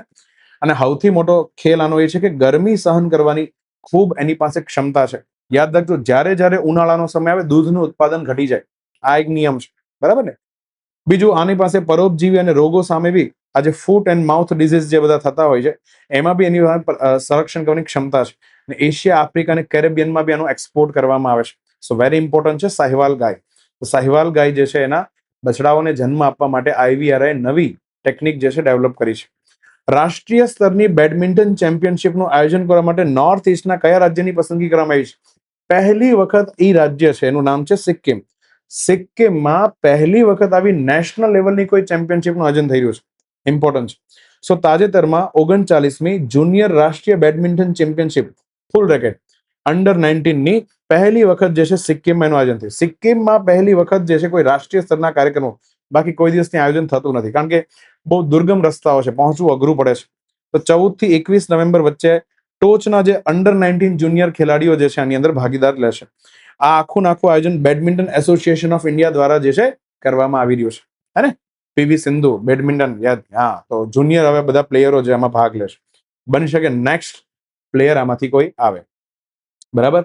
ચાલો, કમેન્ટ સેક્શનમાં લખો PV સિંધુ જે છે એમને જે છે ઓલિમ્પિકમાં જે છે એને સિલ્વર મેડલ મળ્યો હતો. શું મળ્યો હતો? સિલ્વર મેડલ મળ્યો હતો. બેડમિન્ટનમાં સિંગલ વુમન પ્લેયરમાં સિલ્વર મેડલ જીતો હતો. તો એ સિલ્વર મેડલ એટલા માટે જીતી કારણ કે ગોલ્ડ માટે જરાક માટે રહી ગઈ. તો PV સિંધુ જે છે એની સામે કઈ પ્લેયર હતી? એ પ્લેયર જે છે સામે જે એની સામે પ્લેયર હતી, હે ને, એ પ્લેયરે તાજેતરમાં રાજીનામું આપ્યું છે. હે ને રાજીનામું, હે ને? તો પીવી સિંધુને હરાવી હતી જે તે સમય. પીવી સિંધુ પહેલો સેટ જીતે છે, બીજો સેટ હારે છે, ને ત્રીજા સેટમાં જે બળ કરે છે ભાઈ, ગજબનો. આખી આખી મેચ ગજબની મેચ હતી, હે ને? તો પીવી સિંધુને ઓલિમ્પિકમાં સિલ્વર મેડલ મળ્યો હતો. કયો ઓલિમ્પિક હતો એ પણ કયો, ચાલો, હે ને? કઈ દેશમાં એ ઓલિમ્પિક રમાણો હતો એ પણ તમે કોમેન્ટ સેક્શનમાં જો આવડતું હોય તો લખજો, બરાબર? ચાલો, હવે નેક્સ્ટ ક્વેશ્ચન. ભારતમાં કાર્બન બજાર કોને કહેવાય એ ખબર છે ને? કોઈ એક કંપનીને ટાર્ગેટ આપી દેવામાં કે તારા ભૂંગળામાંથી 5 ટન કાર્બન જ નીકળવો જોઈએ. જો તારે વધારે કાર્બન જોતો હોય તો બીજી કોઈ કંપની જે છે એને જે ટાર્ગેટ આપવા, માન લે બીજી કોઈ કંપનીને એમ ટાર્ગેટ આપ્યો હોય 7 ટન, પણ એને છોડ્યો આખા વર્ષમાં 4 જ ટન, હે ને? તો 3 ટન જે છે એને એક્સ્ટ્રા મળ્યા ને. આ 3 ટનનું એક સર્ટિફિકેટ બને. આ સર્ટિફિકેટ તારે ખરીદવાનું, બદલામાં કંપનીને રૂપિયા આપવાના, તો તું એક્સ્ટ્રા કાર્બન જે છે છોડી શકે. જેથી બધી કંપનીઓ સરવાળે એવરેજ કાર્બન જ છોડે. આને કહેવાય કાર્બન બજાર. સો કાર્બન બજાર જે છે એની શરૂઆત થઈ હતી, યાદ કરો, UNFCCC, હે ને? UNFCCC, United Nations framework convention on climate change. એની જે COP નંબર 21 છે, 21મી COP ક્યાં ભરાણી હતી? હે ને? ફ્રાન્સના પેરિસ શહેરમાં ભરાણી હતી. ફ્રાન્સના પેરિસ શહેરમાં જે COP 21 ભરાણી, આ પેરિસની મીટિંગ દરમિયાન આખું કન્વેન્શન થયું, અને કન્વેન્શનમાં જે આર્ટિકલ નંબર 6 છે એમાં લખ્યું છે કે દરેક દેશ પોતાના દેશમાં આવું બજાર બનાવે, કાર્બન બજાર. અને ભારતે ફાઇનલી હવે આ વસ્તુ ચાલુ કરી છે. ભારતે તાજેતરમાં એક પ્રકૃતિ કોન્ફરન્સ જે છે એનું શું કર્યું? આયોજન કર્યું, અને બ્યુરો ઓફ એનર્જી એફિશિયન્સી દ્વારા આ પ્રકૃતિ કોન્ફરન્સનું આયોજન થયું, અને આની અંદર ભારત સરકારે કાર્બન ક્રેડિટ ટ્રેડિંગ સ્કીમ જે છે, CCTS જેને કહેવાય, એ ચાલુ કરી. 490 સંસ્થાઓને ઉત્સર્જનના લક્ષ્ય આપી દીધા. મતલબ કે સમજો, આ એક સંસ્થા છે, એની ચીમનીમાંથી ધુમાડો નીકળે. આ બીજી સંસ્થા છે, એની ચીમનીમાંથી ધુમાડો નીકળે, બરાબર? આ A નામની સંસ્થા છે, આ B નામની સંસ્થા છે. માની લો કે A નામની સંસ્થા જે છે એને એવું કીધું કે તારે એક વર્ષમાં 10 ટન જ CO2 છોડવાનો, અને B નામની સંસ્થા છે એને માની લો કીધું કે તારે એક વર્ષ પૂરું થાય એટલે તારે 15 ટન CO2 છોડવાનું. આ રીતના બંનેને પોતપોતાના ટાર્ગેટ, આવી 490 સંસ્થાને ટાર્ગેટ આપી દીધા છે. હવે એક વર્ષ પૂરું થાય અને ખબર પડે કે આ જે A નામની કંપની છે, એને 10 ટનનો ટાર્ગેટ ક્રોસ કરીને 15 ટન જે છે CO2 છોડી દીધો. કેટલા ટન? 15 ટન. તો જેવું વર્ષ પૂરું થાય એટલે હવે આ કંપની જે છે એની પર ન તો પેનલ્ટી લાગે, કારણ કે એને 5 ટન એના ટાર્ગેટથી વધારે CO2 હવામાં છોડ્યો છે, તો એની પર પેનલ્ટી લાગશે. અને જો પેનલ્ટીથી બચવું હોય તો એને એવી કંપનીઓ શોધવાની. તો માની લો એને ખબર કે B નામની કંપની છે, એને 15 ટનનો ટાર્ગેટ હતો. કેટલા ટનનો? 15 ટનનો. પણ એને જે છે 10 ટન જ છોડ્યો, મતલબ 5 ટન જે છે એને ઓછો છોડ્યો છે. તો B કંપનીએ સારું કામ કર્યું ને, કાર્બન ડાયોક્સાઇડ ઓછો છોડ્યો. તો આ 5 ટન જે છે હિસાબે એક સર્ટિફિકેટ બને. એમાં લખ્યું હોય કે B નામની કંપની જે છે એને 5 ટન જે છે કાર્બન ઓછો છોડ્યો છે. તો 1 ટન પ્રમાણે હું માની લો કે 1 લાખ રૂપિયા, તો 5 ટન પ્રમાણે માની લો 5 લાખ રૂપિયા. તો 5 લાખ રૂપિયા એ જે છે B ને આપશે, અને B બદલામાં સર્ટિફિકેટ આને આપશે, અને એ જે છે એ આ સર્ટિફિકેટ એક પ્લેટફોર્મ હોય ત્યાં અપલોડ કરી દે. તો હવે આ એની પર એને પેનલ્ટી લાગશે નહીં, તો હેવી પેનલ્ટી લગાડવામાં આવે. આને કહેવાય કાર્બન ટ્રેડિંગ માર્કેટ. સો પેરિસ કરારની કલમ 6 પ્રમાણે જે છે આ વસ્તુ થઈ રહી છે. અને તાજેતરમાં દિલ્હીના યશોભૂમિ કોમ્પ્લેક્સની અંદર જે છે ભારત વીજળી સમિટ લઈ રહી છે, ને એના જ કાર્યક્રમના ભાગરૂપે આ વસ્તુ થઈ છે, બરાબર? સો અને અહીંયા આ લોકોએ આજે અપલોડ કરવાના ને સર્ટિફિકેટ, એના માટે ભારતીય કાર્બન માર્કેટ પોર્ટલ પણ બનાવ્યું છે. આની અંદર સેન્ટ્રલ કાર્બન ટ્રેડિંગ પ્લેટફોર્મ તરીકે આ કાર્ય કરશે, અને તમામ 490 કંપનીઓ જે છે એ પોતપોતાના સર્ટિફિકેટ ત્યાંથી પરચેસ બી કરી શકે અને વેચી પણ શકે, જેને જોતું એને. આ રીતના દરેકે પોતાનો ટાર્ગેટ જે છે લિમિટમાં રાખવાનો, વધવાનો નહીં. ગમે તેમ સર્ટિફિકેટ લાવતા પણ જો ટાર્ગેટ તમારો પૂરો અચીવ નથી થતો, તમે એક્સ્ટ્રા કાર્બન છોડો તો પછી પેનલ્ટી ભરવી પડે ભાઈ, હે ને? ચાલો, તો પ્રકૃતિ 2026 નામની કોન્ફરન્સ જે છે બ્યુરો ઓફ એનર્જી એફિશિયન્સી દ્વારા આયોજિત કરવામાં આવી હતી. અને આ એ જ BE છે કે જે ભારતની અંદર તમામ સાધનોને પેલા સ્ટાર રેટિંગ આપે. શું આપે? Star rating. તમે પેલા AC માં એમાં જોયો હશે ને, સ્ટાર રેટિંગ એ આપે છે. ચલો, પછી નેક્સ્ટ ક્વેશ્ચન. દેવી કેલબાઈ સાથે જોડાયેલો એક તહેવાર જે છે કયા રાજ્યમાં ઉજવવામાં આવ્યો છે? ભાઈ દરેક રાજ્યને પોતપોતાની લોકલ માતાઓનો લોકલ તહેવાર હોય, તો એમાં તાજેતરમાં ગોવાની અંદર જે છે આ તહેવાર ઉજવવાનો. ગોવાની અંદર દેવી કેલબાઈ જે છે એનો પેઠ ઉત્સવ ઉજવવામાં આવ્યો. પેઠ કોને કહેવાય? આ રીતના લાકડાનું આ માળખું, આને કહેવાય પેઠ. અને આની અંદર જે છે ઉપર અહીંયા દેવી મૂકવામાં આવે, હે ને? ના, દેવીને આ લોકો આ રીતના લઈ જાય, અને હાથમાં ક્રોસ છે. ક્રિશ્ચિયન તહેવાર છે દેવી કેલબાઈ ફેસ્ટિવલ. અને ચૈત્ર મહિનાની પંચમીના રોજ જે છે આ તહેવાર ઉજવવામાં આવે. આમાં ધોંડ અને ચૌગુલ સમુદાય જે છે એનો શું થાય છે, સમાવેશ થાય છે. અને બિચોલીમ કરીને ગોવાની અંદર જે જગ્યા છે ત્યાં મુલગાંવ કરીને જગ્યા ઉપર આ આખી યાત્રા કાઢવામાં આવે અને આ જંગલમાં આખો આ યાત્રા જે છે લઈ જવામાં આવતી હોય છે. તો ગોવાની અંદર બેઝિકલી આ ફેસ્ટિવલનું શું થયું, આયોજન થયું. ચલો, તો આ સાથે આપણે આપણા સેશનને અહીંયા સમાપ્ત કરીએ છીએ. આની સમરી ફટાફટ જોઈ લે. ચલો, ગુજરાતમાં જે સુગમ ડિજિટલ ગુજરાત પહેલ ચાલુ થઈ એમાં 20 જેટલી સેવાઓને ડિજિટલી ઇન્ટિગ્રેટ કરી લેવામાં આવી છે. યાદ રાખજો. આકાશા 300 શું છે? એક 3D પ્રિન્ટર છે જે LPSC દ્વારા ડેવલપ કરવામાં આવ્યું છે. રોકેટ બનાવશે. ગુજરાત જે છે બીજું રાજ્ય બની ગયું છે, બીજું રાજ્ય ઉત્તરાખંડ બાદ કે જેણે ગુજરાતમાં UCC ઇન્ટ્રોડ્યુસ કર્યું છે. AI નો ઉપયોગ કરીને જે છે માતૃત્વ આધારિત ડેટા એકત્રિત કરીને સમગ્ર ભારતને ઇન્ફોર્મેશન આપશે. તેનું ઇનિશિયેટિવ નામ છે ગર્ભઇની. 12,000 માતાઓ ઉપર રિસર્ચ કરવાનું છે. ટાઇટેનિયમથી ભરપૂર બેસાલ્ટના ખડકો જે છે ચંદ્ર ઉપર મળી આવ્યા છે. અઘનાશીની અને વેદવતી નદીના પ્રોજેક્ટના જોડાણ અંગે જે છે યુનેસ્કોએ ચિંતા જાહેર કરી છે. SHG બેંકનું જે જોડાણ છે આ બંનેનું, એના માટે સારામાં સારું કામ કર્યું છે કર્ણાટક ગ્રામીણ બેંક. એટલા માટે એને રાષ્ટ્રીય પુરસ્કાર આપવામાં આવ્યો છે. વૈશ્વિક સપ્લાયની ચિંતાઓને કારણે ભાઈ ફિલિપાઇન્સ જે છે એની ફાટી રહી, તો અલ્ટિમેટલી એને જે છે નેશનલ ઇમરજન્સી ઘોષિત કરી દીધી છે. LPG બધું લિમિટમાં મળશે. ગ્લોબલ એર ક્વોલિટી ઇન્ડેક્સની અંદર ભારતનું સ્થાન જે છે 6ઠું છે. IQ એર જે સ્વિટ્ઝરલેન્ડની કંપની છે એના દ્વારા રેન્ક આપવામાં આવે છે. પછી તાજેતરમાં સુપ્રીમ કોર્ટે ચુકાદો આપ્યો કે ધર્માંતરણ કરશો તો તમે SC નો દરજ્જો તમે ગુમાવી દેશો. લેબેનોનની જે લિટાની નામની નદી છે એનો આ વચ્ચે એક બ્રિજ જે છે ઇઝરાયલ તોડી નાખ્યો, એટલે નોર્થ અને સદર્ન લેબેનોન જે છે એકબીજાનો કોન્ટેક્ટ જે છે કપાઈ ગયો. એલન મસ્કનું ટેરાફેબ નામનો પ્રોજેક્ટ છે એના અંતર્ગત એલન મસ્ક શું બનાવશે? AI ચિપ બનાવશે. અને TSMC જે છે એને તાઇવાન સેમિકન્ડક્ટર મેન્યુફેક્ચરિંગ કંપની જે છે એને કટ્ટર ટક્કર આપવા માટે એલન મસ્ક જે છે આ વસ્તુ કરી રહ્યો છે. રિયા સોલંકી નામની જે મજબૂત મહિલા જે છે અને દિવ્યાંગ હોવા છતાં એને શોર્ટપુટની અંદર ગોલ્ડ મેડલ હાંસિલ કર્યો છે. ભુવનેશ્વરના કલિંગામાં નેશનલ પેરા એથ્લેટિક ચેમ્પિયનશિપનું આયોજન થઈ રહ્યું છે. ફેબ્રુઆરી 2026ના મહિના માટે ICC જે છે એને men's player of the month કોને જાહેર કર્યો છે? સાહિબજાદા ફરહાને ઘોષિત કર્યો છે. ઊંડા સમુદ્રમાં રેર અર્થ મિનરલ જે છે જાપાનને મળી આવ્યા છે. જ્યોતિ જ્યોત દિવસ જે છે બીજા નંબરના ગુરુ અંગદ દેવ એમના શ્રદ્ધાંજલિના ભાગરૂપે યોજવામાં આવે છે. સાહિવાલ નામની પ્રજાતિ જે છે એનામાં એને નવી પ્રકારની પ્રજનન ટેકનિકનો ઉપયોગ કરીને વાછરડાનો જન્મ આપવામાં આવ્યો. અને સિક્કિમની અંદર પહેલી વખત જે છે નેશનલ લેવલની જુનિયર બેડમિન્ટન ચેમ્પિયનશિપનું આયોજન થયું અંડર 19. કાર્બન ટ્રેડિંગ માર્કેટની પરિષદનું નામ છે પ્રકૃતિ 2026, હે ને, જે તાજેતરમાં કાર્બન માર્કેટ બનાવશે. પાવર મંત્રાલયની આખી આ પહેલ છે. દેવી કેલબાઈ ફેસ્ટિવલ જે છે આખો ગોવાની અંદર ઉજવવામાં આવ્યો, ગોવાની અંદર. ઓકે, તો આ સાથે આપણે આપણા સેશનને શું કરીએ છીએ? સમાપ્ત કરીએ છીએ. અને ખૂબ સરસ પ્રશ્નો જે છે આપણે એનું શું કર્યો, અહીંયા અભ્યાસ કર્યો છે. આવા જ પ્રશ્નો ને માર્ચ મહિનાનું કરંટ અફેર જે છે આપણું સરસ મજાનું ચાલી રહ્યું છે. અને તો નવા પ્રશ્નો આવતા રહેશે. ત્યાં સુધી જય હિન્દ, જય ભારત. વિડીયોને જોતા રહેજો અને કમેન્ટમાં વિડીયો સારો લાગે તો કમેન્ટ કરજો, એટલે અમારું જે છે એને ઉત્સાહ જે છે જળવાયેલો રહે. ઓકે, ચાલો વિદ્યાર્થી મિત્રો, આ સાથે અહીંયા જે છે આ સેશન સમાપ્ત થાય છે. જય હિન્દ, જય ભારત.